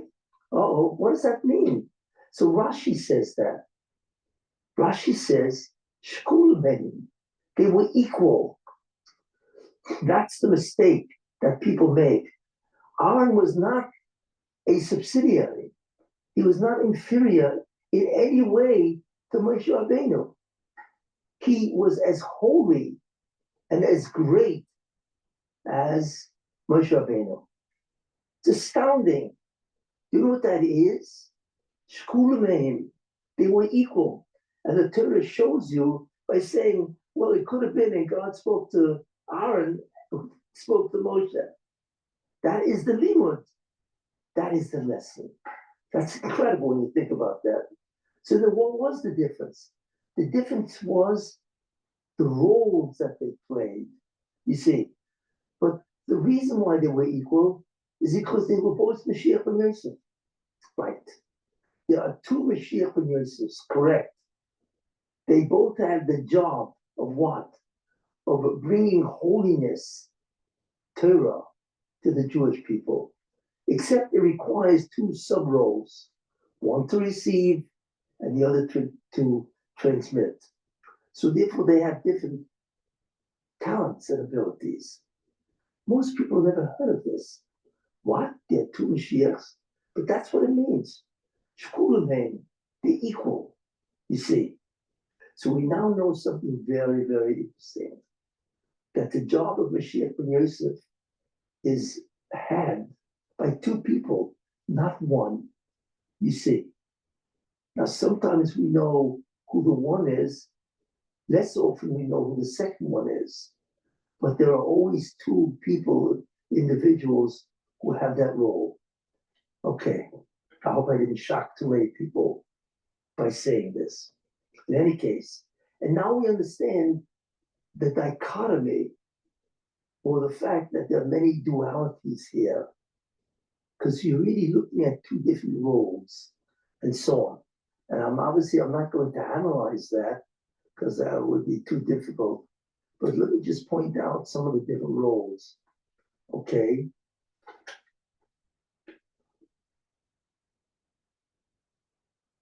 Yeah. Well, the first duality we find, which is interesting, Adam started off as one, and it was really supposed to be only one. Problem is he sinned, so therefore that created two roles. One is to get rid of evil, which he introduced, and the second task he had, right, was then to bring down Kedusha, holiness. So therefore you have the following duos, if you want to use that word, Cain and Hevel. When is a thyroid condition not fixable? Weight gain despite diet or exercise, sleep problems, fatigue, hot flash. Cain and Hevel. Interesting. 2, Cain and Hevel. Both of which were assigned that task. You see? So those are 2, if you want to look at it. The original Mashiach ben Yosef's is Cain and Hevel, which of course went terribly awry. The second duality is Avraham Avinu and Yitzchak Avinu. Avraham Avinu was Chesed, and Yitzchak was Gvura. You see, again, there's a duality here, because both are in that concept of Mashiach ben Yosef. Then you have Yaakov and Esav, which I've dwelt on for a long time. Both of them were Mashiach ben Yosef. And the interesting thing about it, that even though Yaakov, his job was to learn Torah, which is to bring down, to receive the Torah, and Esav's job was to transmit it to the entire world. He was Yoshev Holam, a dweller of tents, which is the job like Moshe Rabbeinu, right? And Esav's job is to bring it to the world, to transmit it. You see, that's the second job. So Yaakov and Esav were partners, which I've spoken about. And of course, Esav became a Russia and so on. So what did the Russian do? You had to give the job of Esav, which basically is Mashiach ben Yosef. But just Yaakov was also Mashiach ben Yosef. So Yaakov took over the full job of Mashiach ben Yosef. And that was because Esav reneged on the whole responsibility. And of course, we know ultimately what happened was that Yaakov cannot do 2 jobs. So the one who did the second job, who took over Esav's jobs, and went away from Yaakov and went to Yosef. Yosef became Mashiach ben Yosef. Of course, he transmitted the whole tradition to Egypt and to the Jewish people after they went down. So it's interesting how you see the dichotomies here and the dualities of these different figures and so on. You see. Then, of course, you have the next duality, or duos, is Moshe V'Aaron, as I pointed out. But this has been going on a long time. These dualities of this task, who receives and who transmits, and so on, you know. Then you have the next duality, Shaul and David, right? And so on. It's interesting. Shaul was Mashiach ben Yosef, and David was also Mashiach ben Yosef. But what's interesting about David is he's also Mashiach ben David, or he's the root soul of David. But David can be Yosef also, just like Yaakov became Esav, and so on. So you have that duality and so on, you know. What comes out of all this is something very fascinating. And I would like to say it. Whoever Mashiach ben Yosef is today, since we always know that there are 2 of them, because you have these 2 roles of fighting evil and introducing holiness and so on, right?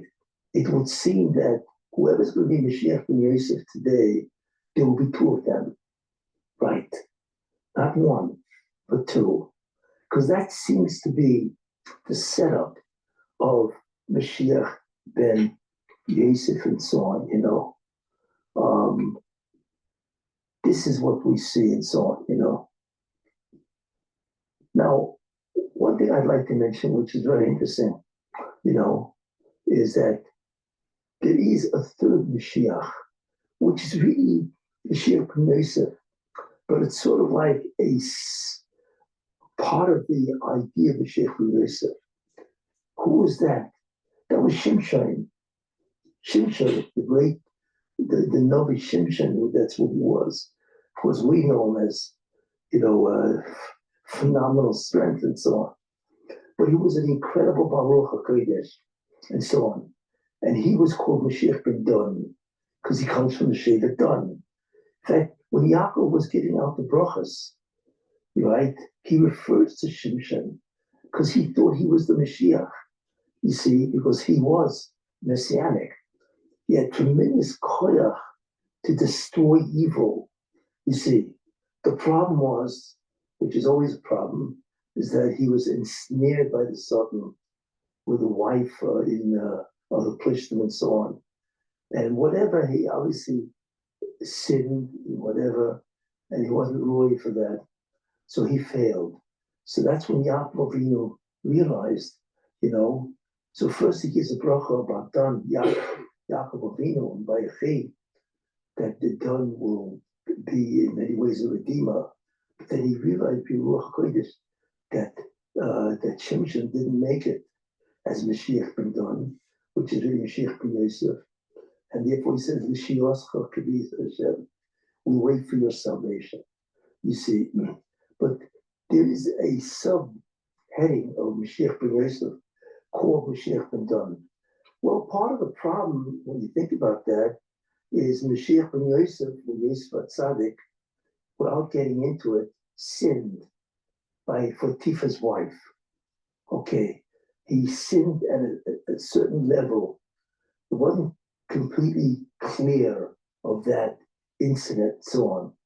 So as a result of that, well, that's one of the reasons why Mashiach ben Yosef. Every woman over the age of 50 needs this hair growth spray in their life. Have you ever looked at yourself in the mirror and thought, when did my hair get so thin? Well, that's one of the reasons why Mashiach ben Yosef has to die. Well, that was the original decree. But what took place is something very interesting. In order to remove that, the version chose two other people that were going to be Mashiach ben Yosef, Nadav and Avihu. In fact, Moshe Rabbeinu said something very interesting. Moshe Rabbeinu said to Aaron, I thought that the Virgin would take us, for whatever reason and so on, to sanctify his name. Instead, he took Nadav and Avihu. So apparently, they filled in for the death of Mashiach ben Yosef and so on. In any case, this is what we see and so on, But in any case, what we now see is the concept that Mashiach ben Yosef is really two people having different roles in that setup and so on, Well, we could begin to think, or we can begin to ask ourselves, see, wait a minute, if that's the case, right, that Mashiach ben Yosef is really two people, and we see that the original is Moshe V'Aaron and so on. And if that's true by Moshe V'Aaron, as it says, Hini go'alti eschem achos gracious, behold, I will redeem you, right? The last quarter will be like the first, right? We say that in Kiddush of Shabbos, of Musaf. Then what would make sense is what? If that is the case, that in the first Geula, Moshe V'Aaron too, then that's probably the last Geula will be like the first. Just like the first had two Mashiachim at the same time, which is interesting. So the last Geula will also have two people who are Mashiachs. In any case, now, so we now begin to realize something very interesting. I have mentioned many times the saga or the story of Trump and so on, right? The concept that Esav wanted to do tshuva. We know the story, I have mentioned many times. He wanted to do tshuva, but Yaakov Avinu didn't realize that, so he went back to his old ways. So because Esav wanted to do tshuva, the Baruch said, in the end of time, you will do tshuva. You will go back to your original role of Rav Yav Tzoya, that the older will serve the younger, you see, which means that you will actually assist whoever the Mashiach ben Yosef is, you will assist that person, you see. So that is what Trump, and based on all of this, Esav will return to assist Mashiach ben Yosef in bringing the redemption. I stated that that is Trump's role. That Trump, in many ways, is a Gilgal, as far as I'm concerned. Trump is a Gilgal of Esav himself, you see. And therefore, I predicted he's talking about the negative and positive Esau, and that Trump is the positive side, where Esau is actually repenting, and that there is people don't become presidents of large countries and very powerful countries like ours or Russia or China without some divine presence, some divine hand in it. All right. That includes President Xi, that includes Putin. All right. But what he's setting up here is how positive Esau is aligning with Jacob to kill negative Esau. All right. That's what he's setting up here. That he would win, not only that he would win, right, but that he would change, he would combat evil. He's the Toiv of Esav. He's a good part of Esav, doing tshuva, and he will combat the evil of Esav, the real evil of Esav, which of course is the Democratic Party and the whole former administrations and so on.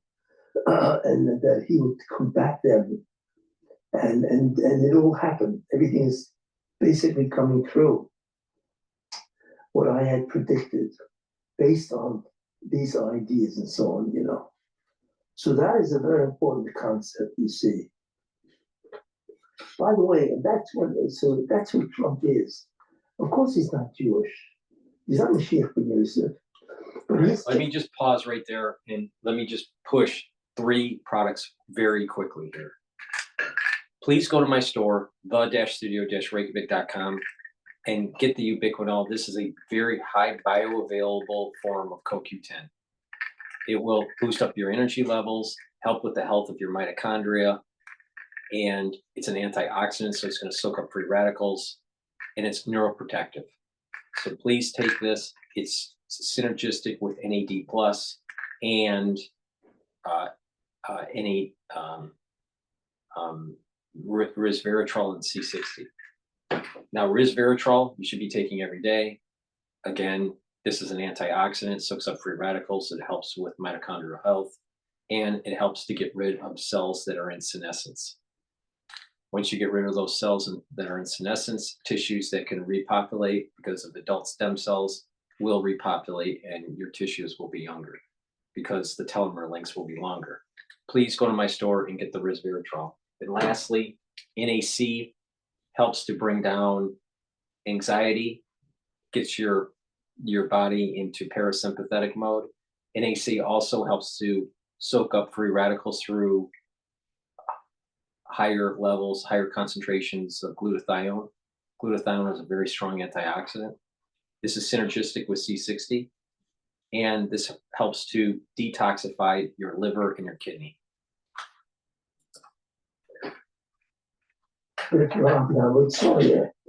His job is to assist Mashiach ben Yosef, you see, in order to bring the Geulah. What's amazing is that that's exactly what he's doing and so on.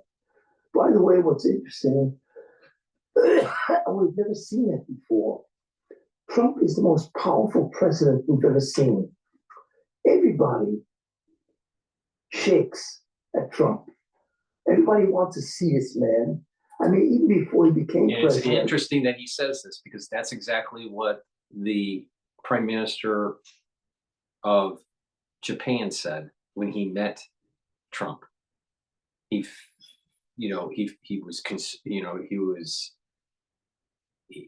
had a bit of fear in him when he was meeting Trump. Everybody was going to Mar-a-Lago. It was incredible. That was the White House. They all abandoned Biden, and they're all going to Trump and so on, see? Because, so the question is, what what is this? We've never seen this type of homage applied to a president. The president is a very powerful figure, but this is way out of the ordinary. Everybody was running to see Trump. Not only that, nobody wants to oppose him. Everybody's afraid of him, you see. So the question then is winter has arrived in Gaza. The nights are cold, and thousands of children have nothing to protect them from the harsh winter. But we're here to help. No child should face. The question then is what does this all mean? And what is very interesting, if you think about it, there's a chazal that say that a person should always run to see, right, a king of the goyim, and to see the honor, the dignity that is bestowed on a king. Why? Because this is nothing compared to the honor, dignity, and glory that will be bestowed on the Mashiach. And therefore, if you want to get an inkling, a glimpse into the terms of what will be, you should run to see royalty and the beauty, the incredible honor that is given to them, you know. You get a glimpse of it, not here in America, but in England, we have the royalty and so on, you know, the tremendous honor that was bestowed to Elizabeth and so on, you know, and how the royalty is treated and so on. But that's a very weak form, because it's really it's a constitutional monarchy and so on, you know. But the honor that will be given to a king, if you want to see what it's going to be like by the Mashiach himself, you should run to see royalty among kings. You probably can get a real taste of that. You know, somebody like Louis XIV. I mean, he was like incredible. I mean, how he was king of France for 70 years or something like that. But the honor that was given to him, you know, I was once in Versailles. I had gone to France, you know. So, you know, you figure Versailles, it's nice, it's a palace. You have no idea of what that building is. If you are in France, check out Versailles, you know, which is right outside of Paris and so on and so forth. You can't believe the grounds are incredible, and the palace is beyond belief, you know. And who was this guy really when you think about that? And so on, you know. But you realize that the treatment that he got was off the charts. So Chazal tells us if you want to have an inkling, a sample of that type of glory, check out a Goyish king, and from that you can begin to think about what the Mashiach, the Melech HaMashiach, will receive, and so on, you see. So therefore, if you now think about that, well, if Trump's job is Messianic, even though he's not Jewish, but he's a Messianic figure, he's a Mashiach ben Edom, right? An Edomite Messianic figure to assist Mashiach ben Yosef and so on and so forth. So he automatically, that glory, that incredible homage will be applied to him, will also be Messianic, right? And that's the understanding of what's happening, because his job is to assist Mashiach ben Yosef in terms of combating evil, because that's really what his job is and so on, to combat evil, to reveal it for what it is, you see. Therefore, that type of glory rubs off on him, right? That's why we're looking at something that's never happened like this. The president should have such an honor, such an incredible, you know, majesty and so on. Yes, because he's not just the president. He's a president acting in the manner of a messianic figure, right? Asa doing tshuva. That's where that comes from, you see. But anything. But you could see also that the characteristics of Trump is what assigns him this role. Look, the Russia made him rich. So he's not afraid of anybody. He has tremendous amount of money. And he has the confidence that goes with people who are very rich, you know. Not only that, he has a trait of being tremendously defiant. He's defiant. He does what he wants. He says what he wants. He's not afraid. He has that characteristic, which is an essential feature of somebody who's going to fight evil. You see. Now there's a phrase with the Baal Shem Tov. The Baal Shem Tov was told by his father. His father and mother conceived the Baal Shem Tov when he was young. All right. Let me rephrase that.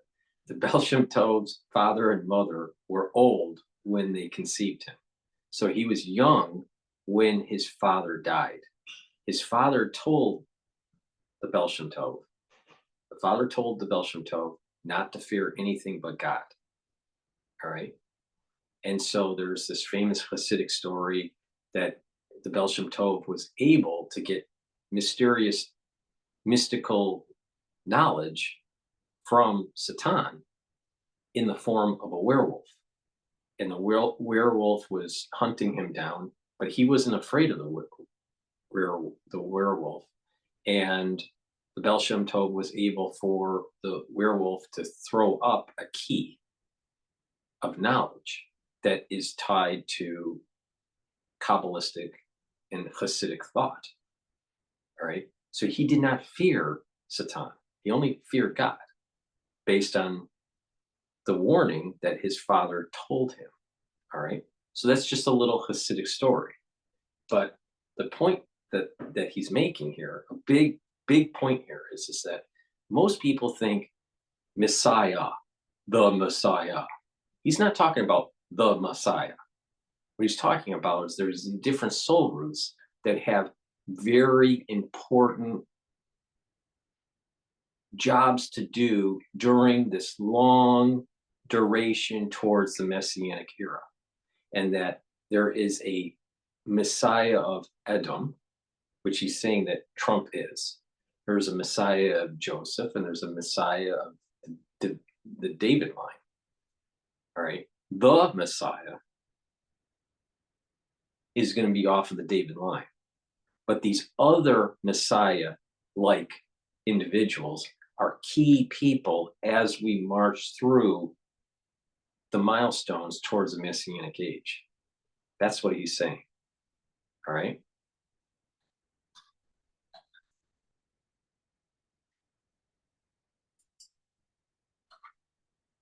Right. He has almost unlimited energy. You see, he has tremendous amount of energy. All of this is a divine gift because that's his role, is to fight evil, right? To expose it. And that's fundamentally what he's doing. He's also very successful.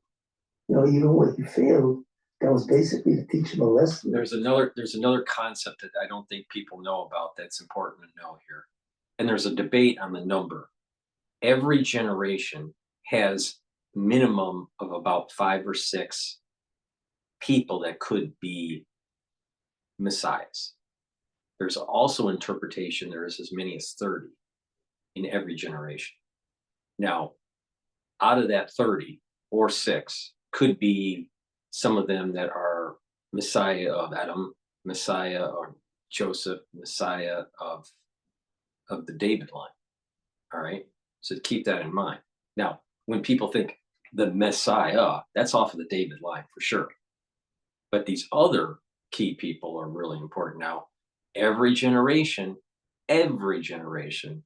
has the opportunity to go into the Messianic era. Every generation. The problem is that certain things have to happen to allow that. And almost literally every generation has failed. So, you know, there are people that have the potential, it's like a potential, that have the potential to be a Messianic figure, either of Edom or of, you know, the Joseph line or of the David, you know, of the David line. They have the potential, but they may not actualize because of whatever. They may die early. They may, you know, not, you know, reach their full potential. and turn it, turn their that potentiality into kinetic, and then they end up being that full Messianic figure. But every generation has it. So that's a key concept here that he didn't bring up.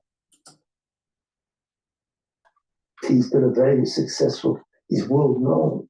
He's among the most famous people of all time, if you really think about that, and so on, And also miracles happened to him. The fact that he was saved twice from an assassin's bullet is incredible when you think about that, Because he probably is a Gilgul Aveso.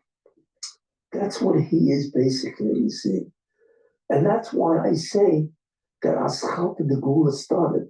He is the Esav that has the tshuva and combat evil.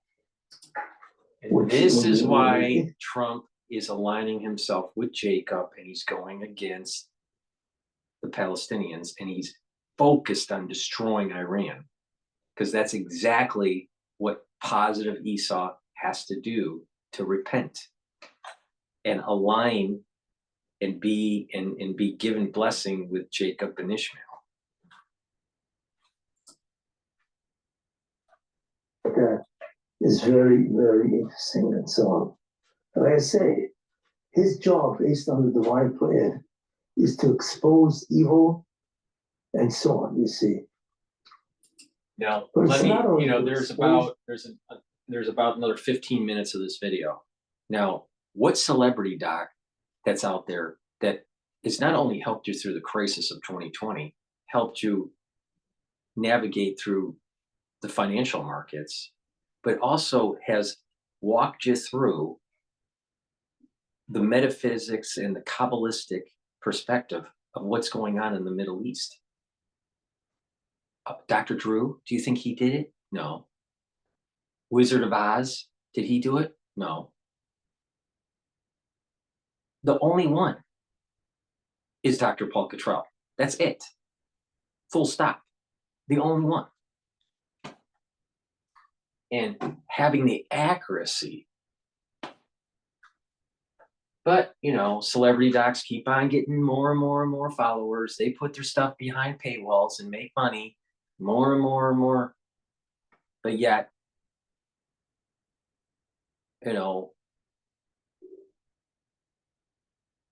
where's the real Slim Shady, right? It's this channel. But the celebrity docs, they'll just keep on getting the notoriety, still riding on the coattails of everybody else. And they're not even smart enough to be able to navigate through all these different disciplines. They're not polymath. They're not a polymath at all. Not even close. None of these celebrity docs are. These celebrity docs, they're bullshit. They're all bullshit. But, lots of people watch them.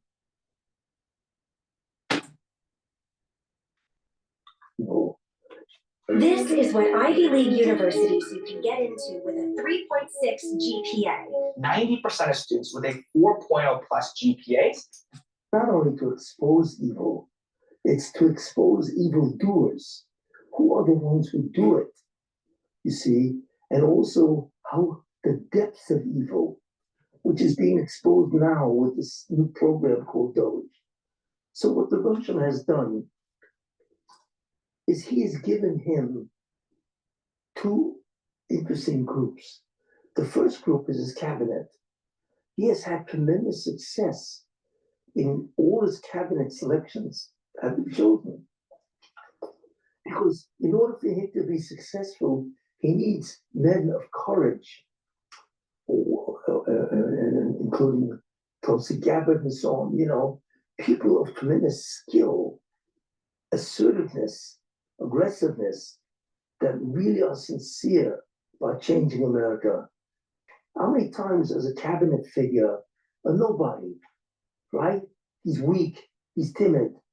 But all the guys that he's picked, and you can go through them, all of these guys are top-notch guys. That requires tremendous amount of siyata d'shmaya, divine assistance, to have the right team. Because that's what his job is. So that's what the Brighteon has done. But there's something else that I want to mention, which I believe to be very true, and in a certain sense, shocking. If there are two Mashiach Yosefs, right? So if Trump is a messianic figure, right, and he is an assistant to the Mashiach Yosef, he also has to have two people. Who was the second guy? Now remember, when he's saying messianic for Trump, he's not saying the Messiah. He's saying a messianic figure of Edom, a key individual, a leader that leads us down the road towards the messianic age. All right, that's a key point that a lot of people would misunderstand what he's saying. I venture to say, it's going to be shocking, Elon Musk. You don't realize what Elon Musk is, you know? There's so many people that hate him. That itself is messianic, and so on. Elon Musk Another is really thing, another interesting. concept that I have to tell people that aren't aware of, you know, how Orthodox people, Orthodox Jews think. People like him that are extremely knowledgeable, all right, and are holy, you know, and have prepared their soul over many decades, they are trained in a way to look at someone and actually see their soul root. I'm not that holy. I can't do that. You're not that holy. You can't do it. But there are people out there that can look at someone and actually see the history of their soul. All right. This is what he's talking about. He's of this caliber. Now, there are many people way beyond him. All right. This rabbi that are much more fine-tuned in this ability. But that's what you're seeing. He's seeing something that you and I normally could not see because of this fine-tunedness of his spirituality. He's fine-tuned his antenna to be able to receive the information around us. All this information is around us. We're just not holy enough or fine-tuned enough to be able to pick up the information. But he is, all right? You got to be like really religious for a long time to get to this point.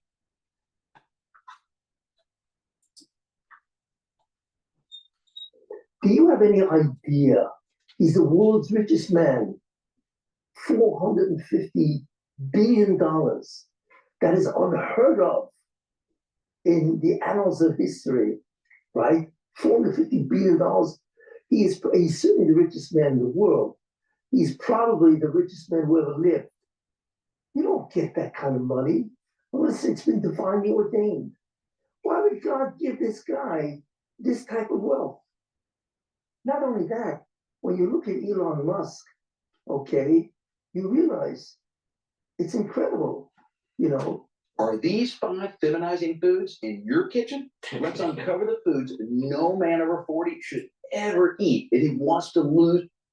It's incredible. I apologize for all the stupid advertisements that come through YouTube, but I am not going to pay YouTube to stop the ads. I refuse to make Sergey and Paige, more wealthy. Just to apologize to Don. I know that Don on X Spaces wanted the mic earlier, but I wanted to play through this video and we're running late. So I apologize. Our next show that I do and you're on X Spaces, I'll make sure I pass on the mic. I apologize. Elon Musk is, his character is incredible. He's defiant, very bright, defiant, right? Not only that, he can transmit whatever he wants. He owns Twitter, right? He actually owns Twitter, you see? And not only that, not only does he have that characteristic, right? And he's wealthy and so on, but he's incredibly successful, you see? And he's willing to go through pain And he's dedicated to do what? What he's doing is astounding. His Doge is destroying the Democratic Party. That's what it's doing. So not only is it destroying the Democratic Party, he now has the idea there are many Democrats, core Democrats, that are worth hundreds of millions of dollars, but all they make, I'll give you one example, Nancy Pelosi. She makes, I don't know, $200,000-300,000 a year from a salary. Yet she's worth $200 million. So the question is, excuse me, where do you get $200 million from a salary? You know, where does this come from? So obviously, it probably means that she has insider trading. I mean, I believe so. I don't know for sure, but he's now going to investigate her. Then you have Schumer. Then you have other guys who are worth fortunes in money, and they only make, what do they make, $200,000 as a salary? Biden, they say he's worth $30-40 million. And what's his salary? $400,000 a year? How is that possible? So he is now going to investigate the doers, the Democratic Party doers, the people who are the principals of the Democratic Party. And then his investigation of US aid. People cannot believe $40 billion on what? It's like beyond belief what these people have spent it on. I don't want to go through the list. You can't even believe the list, you know, what they spent millions of dollars on nonsense, billions of dollars on nonsense. How many people in America would have benefited from all that money? You know, especially the people that were hit in the hurricane region and so on, and the earthquakes, whatever, and so on. How many people could have used that money and they give it away to shtus, countries that do nothing? They gave how many millions of dollars of tourism in Egypt? Well, America doesn't deserve this. I don't want to go into all the incredible thing what USA has done. But one thing, what Elon Musk has exposed is not only the doers themselves, the principals themselves, you know, but also in terms of what they've done is outlandish, outrageous, and really, in my opinion, it's a criminal enterprise. That's what people are waking up to. And the incredible thing is they're all trying to defend their actions. You know, no, what do you mean? You're not supposed to change. You can't look at the records and so on. I mean, people cannot believe. What are you doing? You're fighting a guy who wants to save taxpayers trillions of dollars when America anyway is in a very dangerous position because of the debt. Do you know that the debt, that the payment that America pays every year in interest is $1 trillion? Imagine paying interest, $1 trillion. Do you know what $1 trillion is? No, it's a word. But I'll tell you, if I had $100 bills and I had a stack of $1 million, that stack would be 40 inches. That's all. 40 inches, $100 bills to equal $1 million. How high would that stack be if instead of the $100, instead of, right, $1 million, it would be $1 trillion? And the answer is 674 miles. That's how high the stack would be of $100 bills if it was $1 trillion. Could you imagine that America owes $36 trillion? And every year it goes up by another $2 or $3 trillion. America cannot sustain that. They will go bankrupt. The world will no longer look at the dollar as the reserve currency and so on. America is in a very dangerous position economically. So this is what they're doing to the American dollar. It's just beyond belief. It looks clearly, in my opinion, no question about that, the Democratic Party is a criminal enterprise. It's always been that way. Certainly now this way and so on, see. And people realize that. So Musk is exposing the unbelievable evil. He's not exposing the evil of a particular person only. He's talking about the Democratic Party He's exposing the evil of an entire group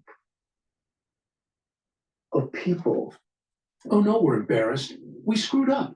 Our warehouse is overloaded with survival food kits, but our mess is your gain. You win. Because right now, of people. That's Messianic, right? But it's him and Trump. And what you notice about both of these guys is they work together. Even though both of them are very strong personalities, you see. And it would seem, therefore, that Elon Musk is the second Mashiach ben Yosef of Edom, right? Just like Trump is of Edom, Elon Musk is probably the second one. And together, they are working together, which is absolutely beyond belief, and how well it's working out and so on, you see.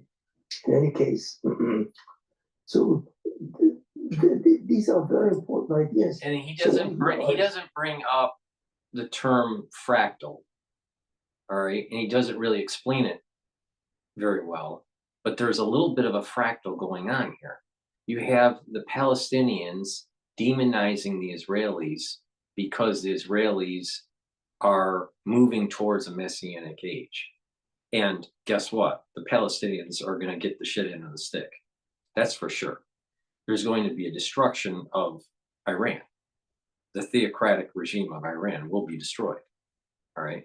But there's a fractal going on where there is a group of people demonizing another group. All right. And it was through October 7th that was the catalyst of the IDF to hunt down and destroy Hamas and Hezbollah and degrade Iran, which has already happened. That Scott Ritter said that would not happen. But guess what? It did happen. And now the Trump administration is aligning themselves to do the restructuring of Gaza without the Gazans. All right. Now, so you have this demonization that's taking place, not of just the Palestinians against Israel, the Jews in Israel, but you also have the demonization of the UN against Israel, a group against Israel. And believe me, there's a lot of corruption at the UN. And then you have this demonization that's taking place from the Democratic Party of Doge, because Doge is showing the corruption, just like October 7th really showed the cards of this battle between Esau and Jacob. So we're seeing fractals. The point I'm making is we're seeing fractals emerging and showing themselves in the news almost on a daily basis now. So as Doge how do I want to phrase it? Doge, I wouldn't be surprised Doge actually, if you look at it deeply, is probably a Kabbalistic gematria. You know, if you take the English letters of the alphabet and convert them into Hebrew, I wouldn't be surprised that some really strange word comes out of it. But I don't know, all right? But the point I'm making here is that Doge is doing the disentanglement of the other side, the evilness, the Satan that has attached itself into American society. They're literally unraveling it and showing the corruption. And when you do that, now you've disentangled. So we're trying to save money and stop spending, but that's a fractal of the entanglement of good and evil. All right. If you're following me here, maybe I'm not explaining it very well, but there is a fractal of good and evil, the entanglement of it, and the entanglement of our dollars that are supposed to be used for good, efficient purposes, and there is corruption and wasteful spending. They're related. And Doge is trying to disentangle this. All right. And then when you're disentangling, you're actually seeing that a lot of nefarious activities were taking place. A lot of evil, a lot of corruption, a lot of stealing. You look at the 10 Commandments, there's a lot of different, there's 10 rules that you're supposed to follow. Well, some of these people were breaking those commandments through nefarious activities of our tax-paying dollars. So Doge is like, in a way, is a spiritual entity in a way that is helping with the disentanglement. Now it happens to be with agencies and the spending of taxpayer money, but as they dive into the details, as they follow the money, they're seeing that groups and individuals benefited from the corruption. So there's these fractals that are taking place. All right. Okay.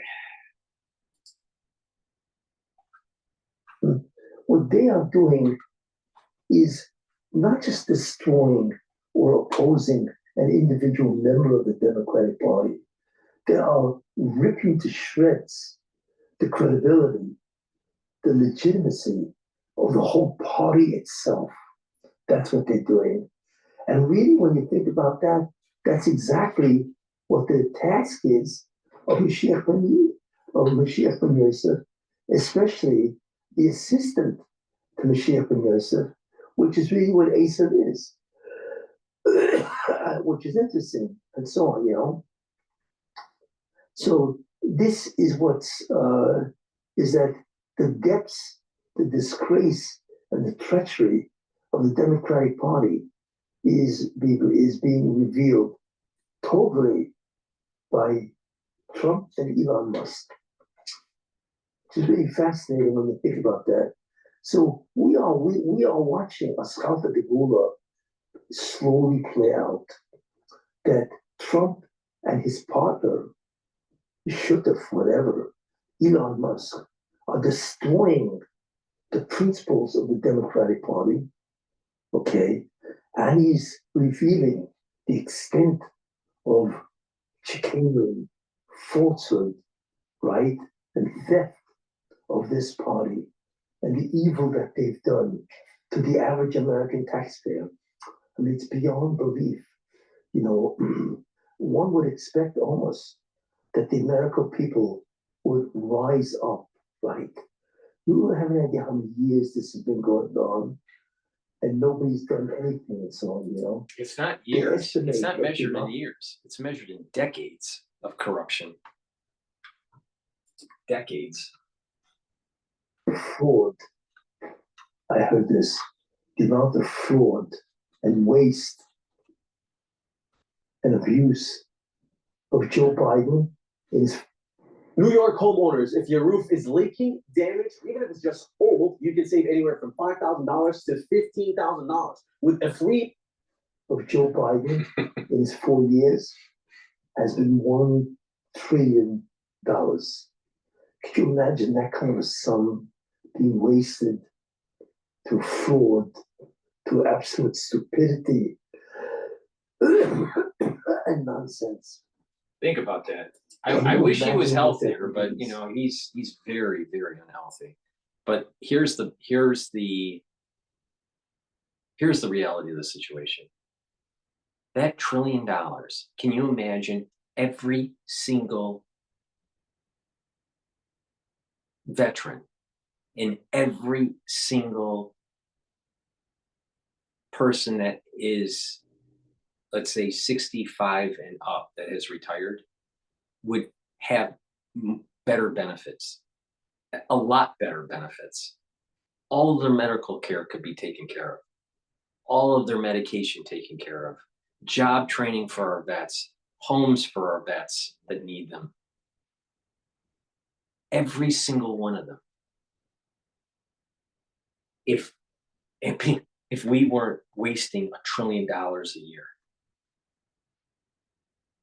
even if it was just $500 billion a year, you'd still be able to take care of these people. Our senior citizens are literally deciding, should they take their medication or should they eat? It's not an and situation for them, it's an or. You got veterans out there that are homeless. You have veterans out there that are in need. And we got a government that's wasting $1 trillion a fucking year. That is ridiculous. And we got all this wealth that actually literally can improve all of our senior citizens and veterans' lives. Every single one of them. But the Democratic Party wants to demonize Doge. The Democratic Party wants you to believe that Elon Musk is evil. Now, don't you think that's what Satan would want? Because Satan is attached to theft and evilness.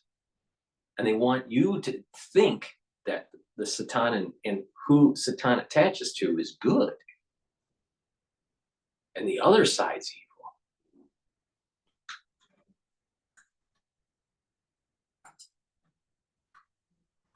We can't. Really, they should be investigated and thrown in jail, all of them. Because how do you do that? You know, people have trusted you, the Democratic Party. How do you stab people in the back? It's a mockery. It's a mockery to the average American citizen, right? Who's doing that? Trump and Musk. And I believe those are the two Mashiachim of Edom that is there to assist the Mashiach ben Yosef. Now, what he will do, Mashiach ben Yosef, of course, he will handle the Ruchnius, of course. You know, they will remove the evil, and he will hit. He and Mashiach ben Yosef, whoever he is, and so on. They will handle the Ruchnius by ending the Golas, by having build the Beis Hamikdash, which will happen before Mashiach ben David.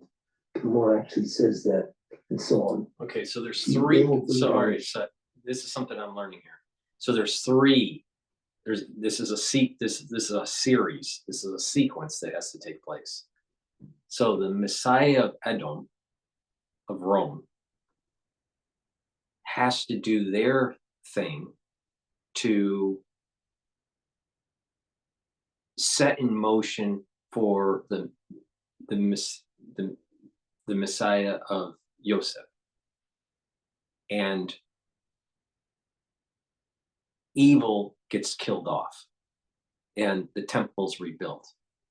And the Messiah that most people think about then is ushered in. So there's a series of things that there's two big events that have to happen here. The Messiah, or Messiahs, right, of Rome, let's call them leaders, very important leaders. Not necessarily messiahs, because in our modern understanding of it, we miss the point here. But very important leaders of Rome or Edom have to help show where evil is. And then the Messiah or the leaders of Yosef will kill off evil. So you have to find evil. You gotta hunt them down, and then you gotta kill them. All right. Then that allows for the rebuilding of the temple and the preparation of purifying the vessels and purifying the people and getting everybody ready for a big event that mankind has never seen before. And that's when you start seeing this Messiah off the David line. What most people in Christianity and in Judaism would say is the Messiah. All right. So this is a concept that most people don't get, that there is a series of events and there are very important leaders, or quote messiahs, of different soul roots. And with the Yosef line and the Edom line, they come in pairs. That's his key point. But when the big event happens off the David line, it's not pairs. It's a singularity. It's a single person.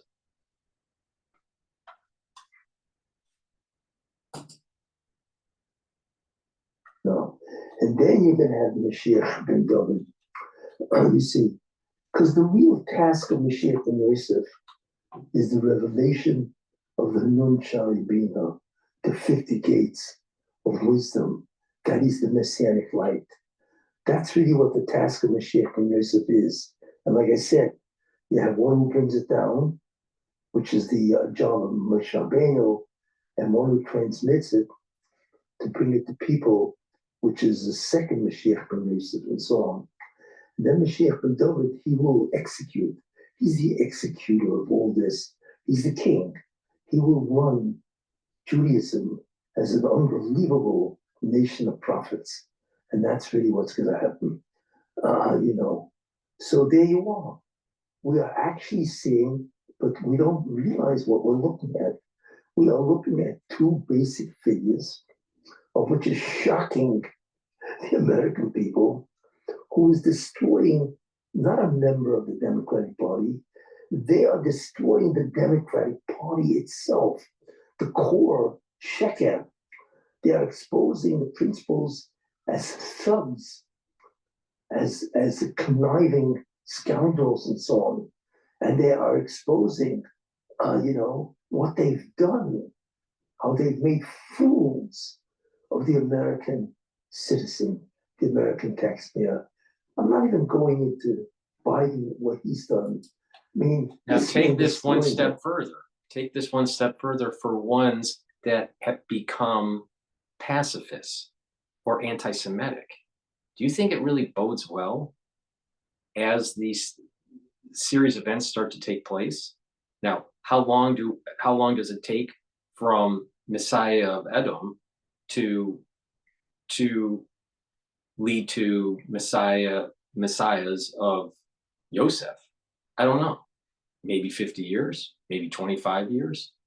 But every generation has these potential messiahs that could come into fruition.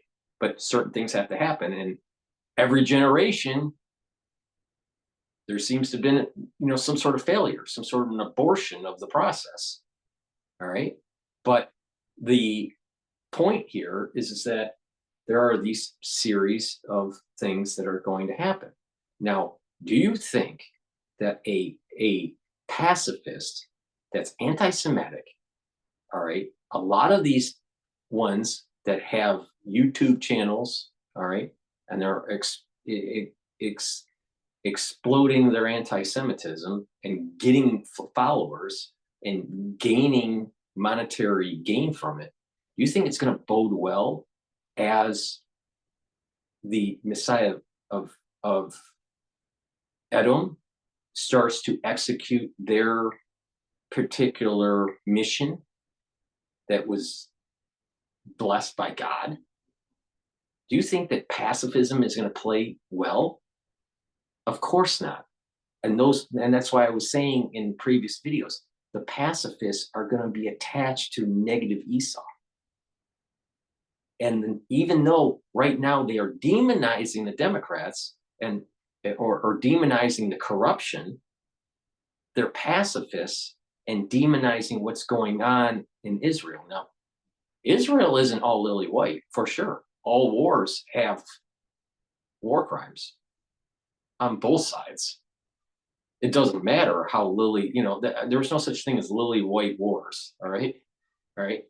But the thing is that there is a overall trend towards a Messianic era, and demonizing that process probably will not bode well as we march towards it. All right. So be careful what you wish for. All right. Now, that can be on both sides. You don't want you got to be careful what you wish for a messianic age if you're not prepared for it. But also be careful if you're a pacifist, because what happens if the messianic age, all these things that this rabbi is saying, comes to fruition? It's not going to bode well for these anti-Semites. It's not going to bode well for the ones that have attached themselves to negative Esau. They're literally going to die. That's what's going to happen. Because Esau, negative, has to die. That's been ordained, like for 1,000 years, thousands of years. So some anti-Semite that says they're religious, all right, usually, to some religion, that is not Judaism, all right, but and they think that they're going to bode well while they attach to negative Esau. I don't think so.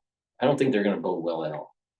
But the thing is that God gives them a chance, gives them wealth, gives them opportunity to gain notoriety, he gives them a chance to repent, maybe donate the money that they made to good causes to help people.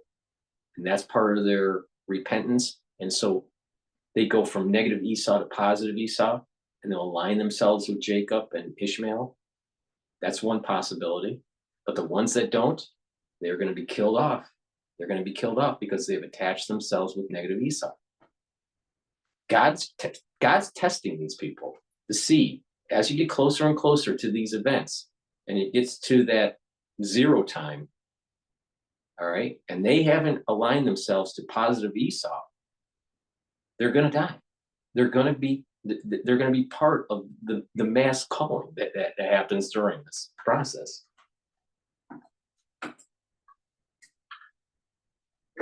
It's going to take years to undo the evil and the treachery of this person is beyond belief and so on, but the only way that can happen, it's never happened before in that way. People have been exposed, members, and so on.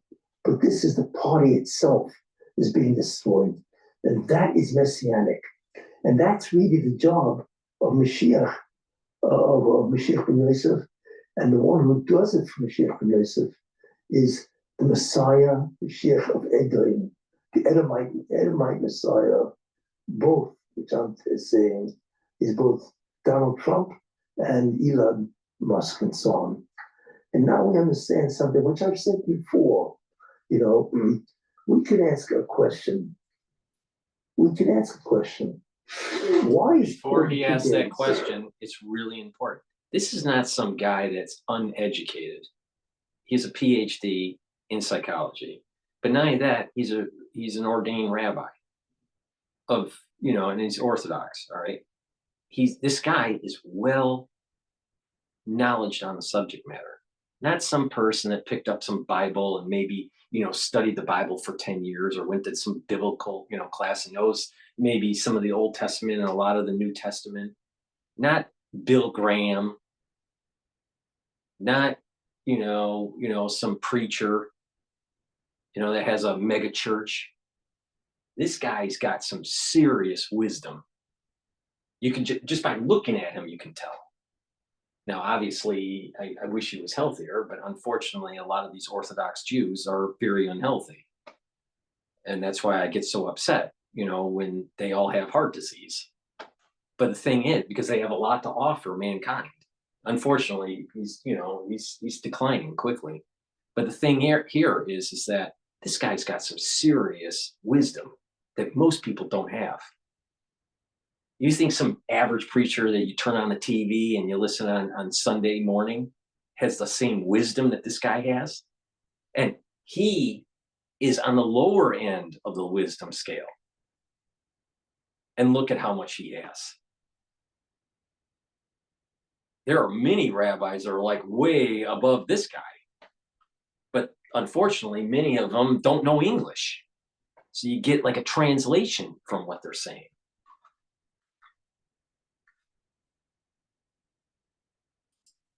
But of course, you're going to have people. Basically one war. Of course, you're going to have people out there that are the pacifists in the United States that think that we can't get involved in the Middle East, and the Jews are all evil and blah blah blah blah blah blah blah. And supposedly they have more wisdom than this guy. That's what they're telling you on their podcast. I mean, I'm willing to admit that I don't have anywhere near the wisdom level that this rabbi has. No way close. Could I get there? Maybe in decades of training, if I wanted to. But you got people out there that are on podcasts that are making you think that they have more wisdom than someone like this. And like I said, he's got a lot of it, but he's on the low end of the spectrum. Can you imagine what it's like to actually listen to someone that has like 3 or 4 or 5 times as much wisdom and knowledge about the subject matter? Unfortunately, they're not very good with English. So there's a translation issue. But there are many, many very religious, holy, knowledgeable, wise people. And no, they're not. You're not going to find them on the street corner of Manhattan, having a blue neon light, saying psychic, and wearing like crystals around their neck. No, those aren't the types. Those are the bullshit ones. The real ones are this right here. But again, he's on the low end of the spectrum, and look at how much knowledge this guy has. But, there's lots of podcasters out there that think they know better, and they're trying to tell you on how they think it's going to be. Yet they don't have the decades or the multiple decades of training the soul to get to this level. But they know better. They know better. They're going to tell you to be a pacifist. But what they're really saying, and they don't even realize it, is to stay attached to negative Esau, which will lead to your death. But, they know better.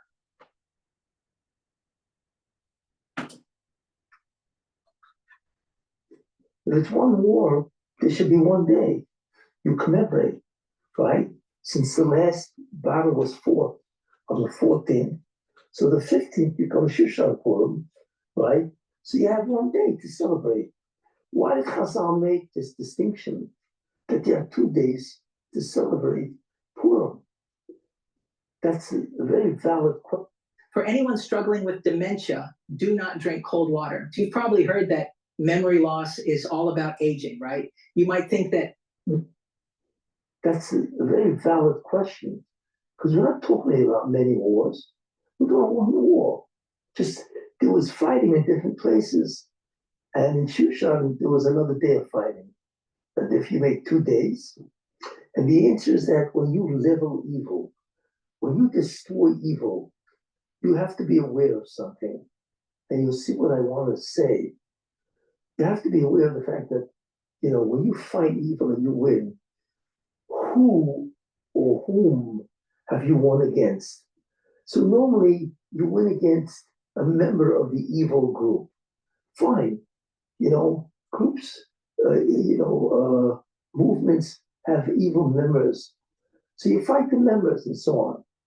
But what Chazal realized is not only did they fight Persia, the Persians that wanted to kill the Jews, which are, the outlier members of the people that want to kill the Jews, but they've killed also the Haman's family and the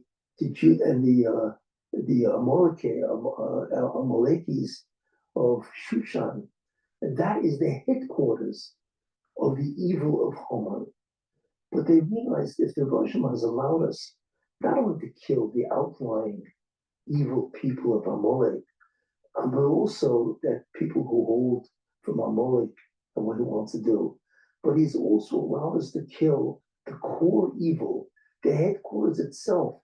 Then That's a greater form of mess. And therefore that requires a greater, a second day to commemorate that there are two levels of destruction of evil. One is the members of the evil group. Now, this is why you listen to my channel, all right? This is a free thought. Remember what I was saying about fractals? Hamas and Hezbollah are the periphery. Iran is the core. Israel started knocking out and weakening and degrading Hamas and Hezbollah. And the United States and Israel are working together to degrade Iran, to get to the core. And we're talking about the evil of negative Esau. So what he's saying is extremely deep here. And it translates to exactly the battlefield that is happening today. But you'll listen to podcasters out there telling you that 2020 was snake venom and, to be a pacifist. But he's got the wisdom. Yeah, he's got the wisdom. Yeah, bullshit. He doesn't have wisdom. He's a bullshit artist.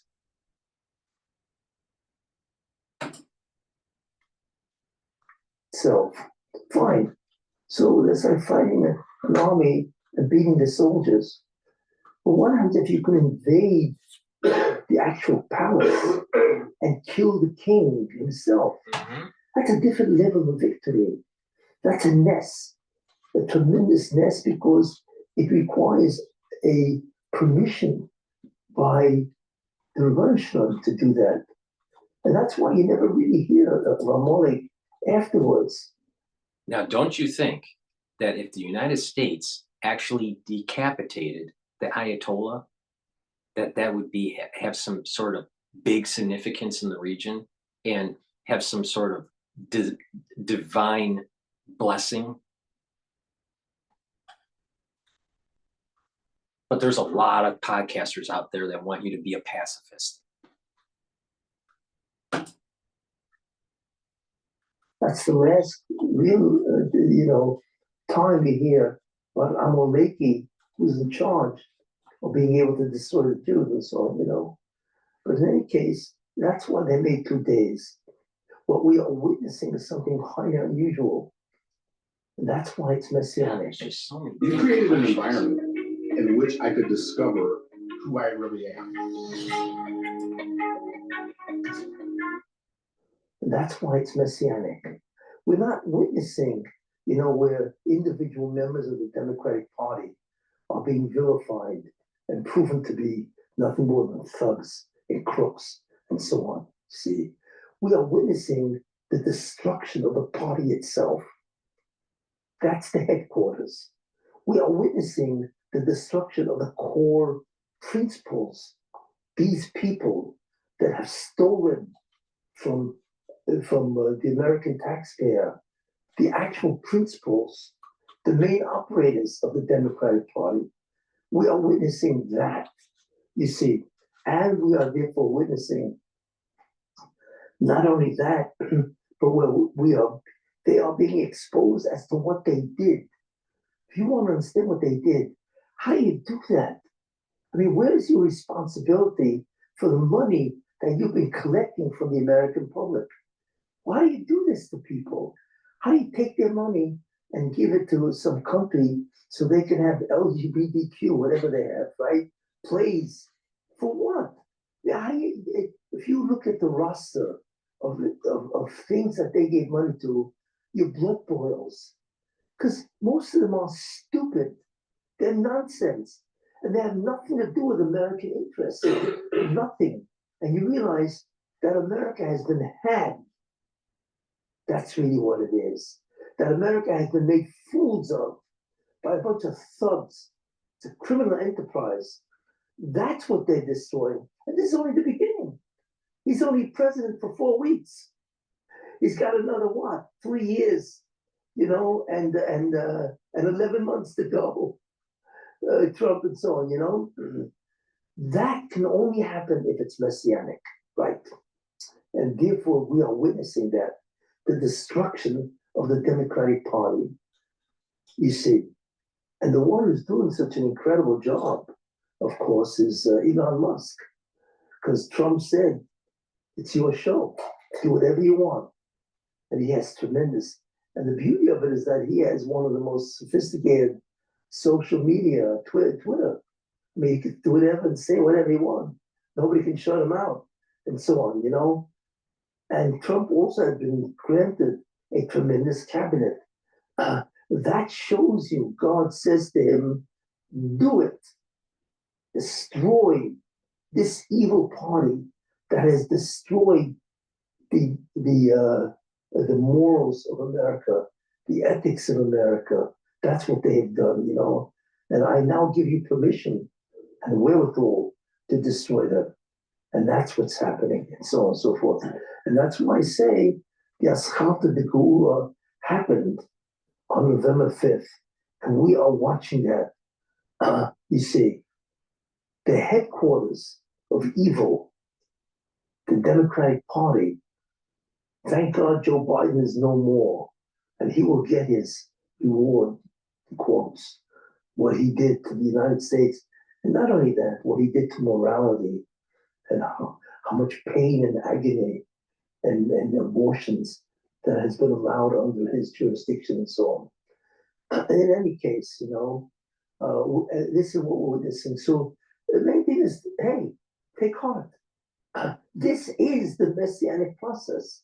This isn't just Trump and Elon Musk. This is exactly what the script is. You know, this is exactly what it is. To destroy evil, as I said, to remove evil, you see, right? And to replace it with good. And they're doing it. So that's what you have to focus on. You're watching the Messianic process, but initially it's by the assistance to the Mashiach ben Yosef. It is being done by the Mashiach ben Edom of Edom. And that's why it will succeed. And that is why the whole world, right, is enraptured because of Trump. And they can't believe what Musk is doing and so on. But they have been granted tremendous sight d'shmaya to their job. So look, we have to in certain ways rejoice that the process has started and it's working. It's being done against the Democratic Party, against evil. Look, Joe Biden is kicked out. He was in tremendous disgrace. And not only him, but that other nobody, Harris. Same thing with her. God has disgraced both of them, you see. And they have to live this down. They were booted out by the American people and so on. And that is a disgrace to both of them for the evil that they've done, certainly to Americans. So on. We just have to hope that the next phase of this operation is Israel and the Erev. Because what is happening in Israel is terrible. There's a war against the terror itself, okay, where there's a tremendous opposition to people learning Torah. And like I've said, the public school system in Israel is 1.5 So what he's million. talking about is what I mentioned in late 2023 and throughout 2024.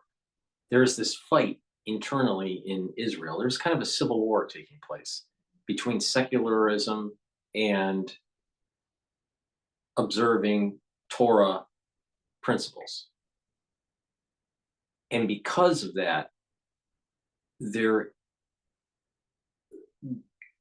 Israel is getting a curse from God. God doesn't want the Jewish people to be fighting each other, even though it's a fight between people that want to observe the Torah and its precepts and ones that want to be secular. It's not by mistake that almost all, if not all, of the hostages that Hamas took were liberal Jews. All right, they were not, and they were taken during Simchas Torah, during a holiday. They shouldn't have been at the rave for Simchas Torah. If they were observing the principles of Torah, they would not have been hostages. So, but the point that he's making is there's an internal struggle that's taking place between secularism and orthodoxy.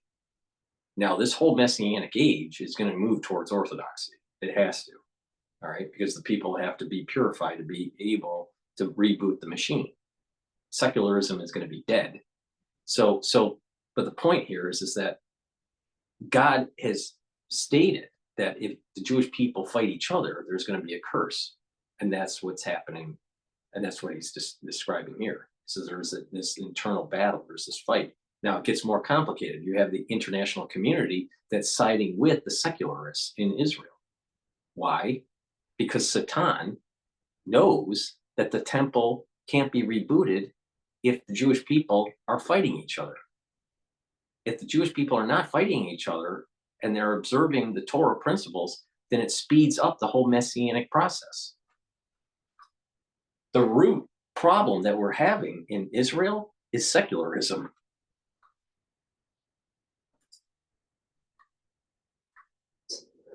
That's the whole future of Eretz Israel, okay? And they know nothing. Hardly anything about religion is taught in the public schools, which is an unbelievable travesty, you see, which all these people will be severely punished. Now, again, here's another fractal. You have the Department of Education destroying the education process for the ones in primary school, where the ones in primary school can't read, write, or do arithmetic. They're way below on their assessment scores. All right. So if you weaken the society in the United States, then future generation isn't going to be as knowledgeable and free thinking and being able to problem solve.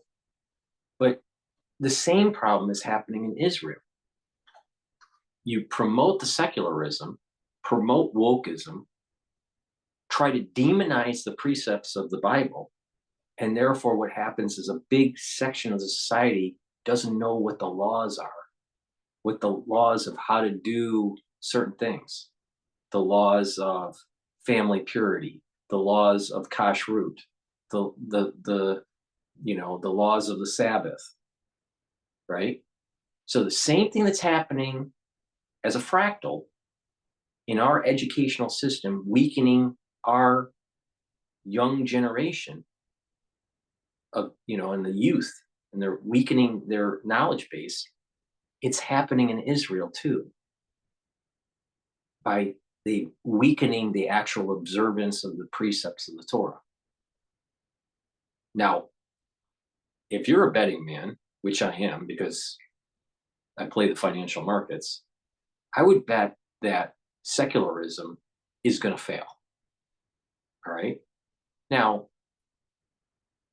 when I say secularism, I'm talking about like this ultra liberal kind of agenda. That's what I mean. All right. There's going to be different levels of spirituality. There's going to be people that are spiritual. There are going to be people that are, more spiritual, and that, obviously this rabbi is much more spiritually enlightened than I am. That's goes beyond saying. All right.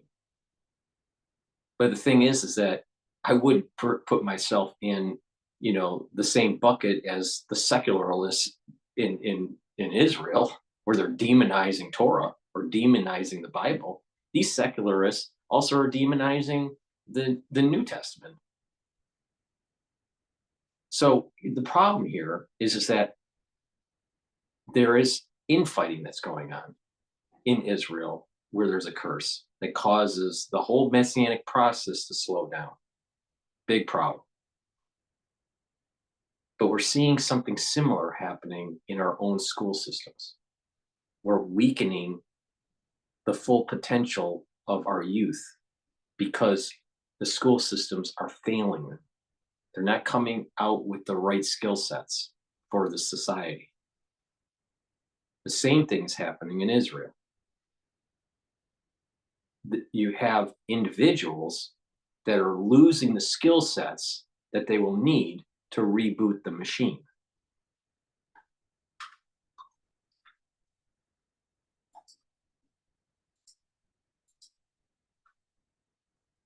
One day.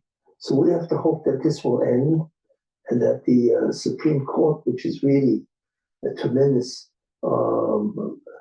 rebellion against God and so on, will all be put aside, and the Erev will be not just destroyed, but put aside, or they will become defunct altogether, and that Torah will be restored to Klal Yisrael by Sheikh Ben Yosef, whoever that is, and whoever the two people are that will arise and change Klal Yisrael, and so on.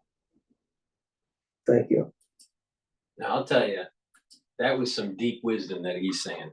All right. And just let it sink in. Let it sink in for a few days, because that just listening to it that first time, it doesn't fully sink in what he's saying.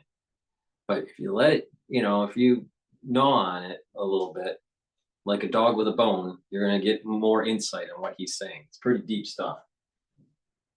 Please go to my store, the-studio-reykjavik.com. Get the products that I have, help support my work, and help support your health. Let me just plug the last two products before I go to bed because it's late.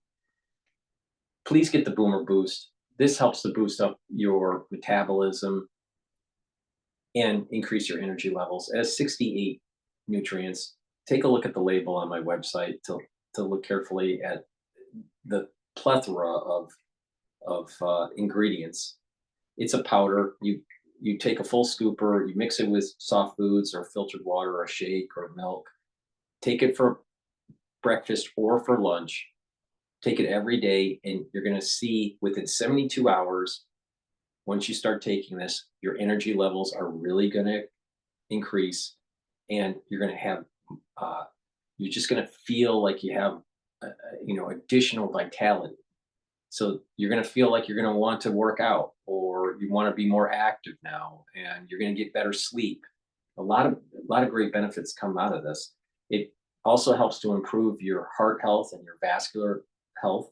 It helps with your brain health. It also helps with your muscles and strength.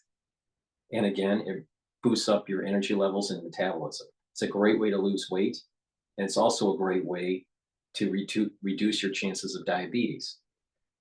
And lastly, you can take heirloom barley or gladiator barley. The differences between the two, they're both very high density protein and high nutrient barley because it's heirloom. You can't buy the nutrients, this type of barley at Whole Foods. So, it behooves you to go to my store, the-studio-reykjavik.com, and get this barley. It's a high density protein. Take a half or a full scoop of this. And this will help to bring down inflammation, soak up free radicals with superoxide dismutase, help to detoxify your body. And the gladiator barley is designed to give you strength. So the protein in here is going to be the building blocks for you to build muscle. And by doing resistance training, you're going to have the nutrients from this. You're sending the signal to build muscle from doing the resistance training. The gladiator barley, you're going to get more muscle. If you couple this with Myotrol helps the gene expression to build muscle and to maintain muscle. So it stacks really well with Myotrol. But not just that, gladiator barley can be stacked with Boomer Boost. And this is a great combo for you to get healthy and to control your A1C levels. If you're borderline diabetic or you're diabetic, and it's through, lifestyle, this is a great way to get off and become non-diabetic, all right, over time. It can be done with proper diet and proper exercise. Again, this is your meal for breakfast or for lunch. You're going to lose weight, and you're going to see the benefits of this literally in 72 hours. I'm not joking. 72 hours, or earlier, and you're going to feel the benefits. And your body's going to be detoxifying every day. This is a very powerful stack.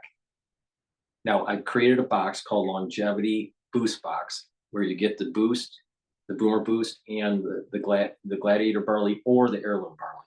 Now, with the Heirloom Barley, that does not focus on gaining the strength, but you do the detox, that you get the detoxification, you lower inflammation, and soak up free radicals through superoxide dismutase. It's a high density protein. It's the Heirloom Barley. If you're more focused on also getting strength gains, then take this combo here, Gladiator Barley with the Boomer Boost. If you're an athlete, younger or older, this is a great way to get stronger in your sport. So do your pre-workout or your post-workout fueling with the Boomer Boost and the Gladiator Barley. It's a great way. And Myotrol, stack these three together and boom, you're gaining muscle pretty quickly. So that's the transmission. Hopefully you learned something. There's a lot of wisdom with this guy. All right. I just wish he was healthier because I don't think he has many years left on this earth. But we're going through tumultuous times, and I have tried to the best of my ability, explain this process for a few years now. And I think you have a better insight on how I see the world. All right. And that's important. Don't fall in the trap of negative Esau. Don't fall in. That will be eliminated. You don't want to be eliminated. Now, you're either part of Ishmael, you're either part of Jacob, or you're hopefully part of Esau positive. But don't fall in the trap of Esau negative. That is a losing game. Thank you for listening and have a nice day. I do apologize for the ones on X Spaces that wanted to, ask questions and to, provide their insight. We were running out of time. I wanted to play the full video from the rabbi, and it's late now. I apologize. The next time we do X Spaces, I'll make sure I give you the mic. But thank you for listening. Good night, and I'll see you tomorrow.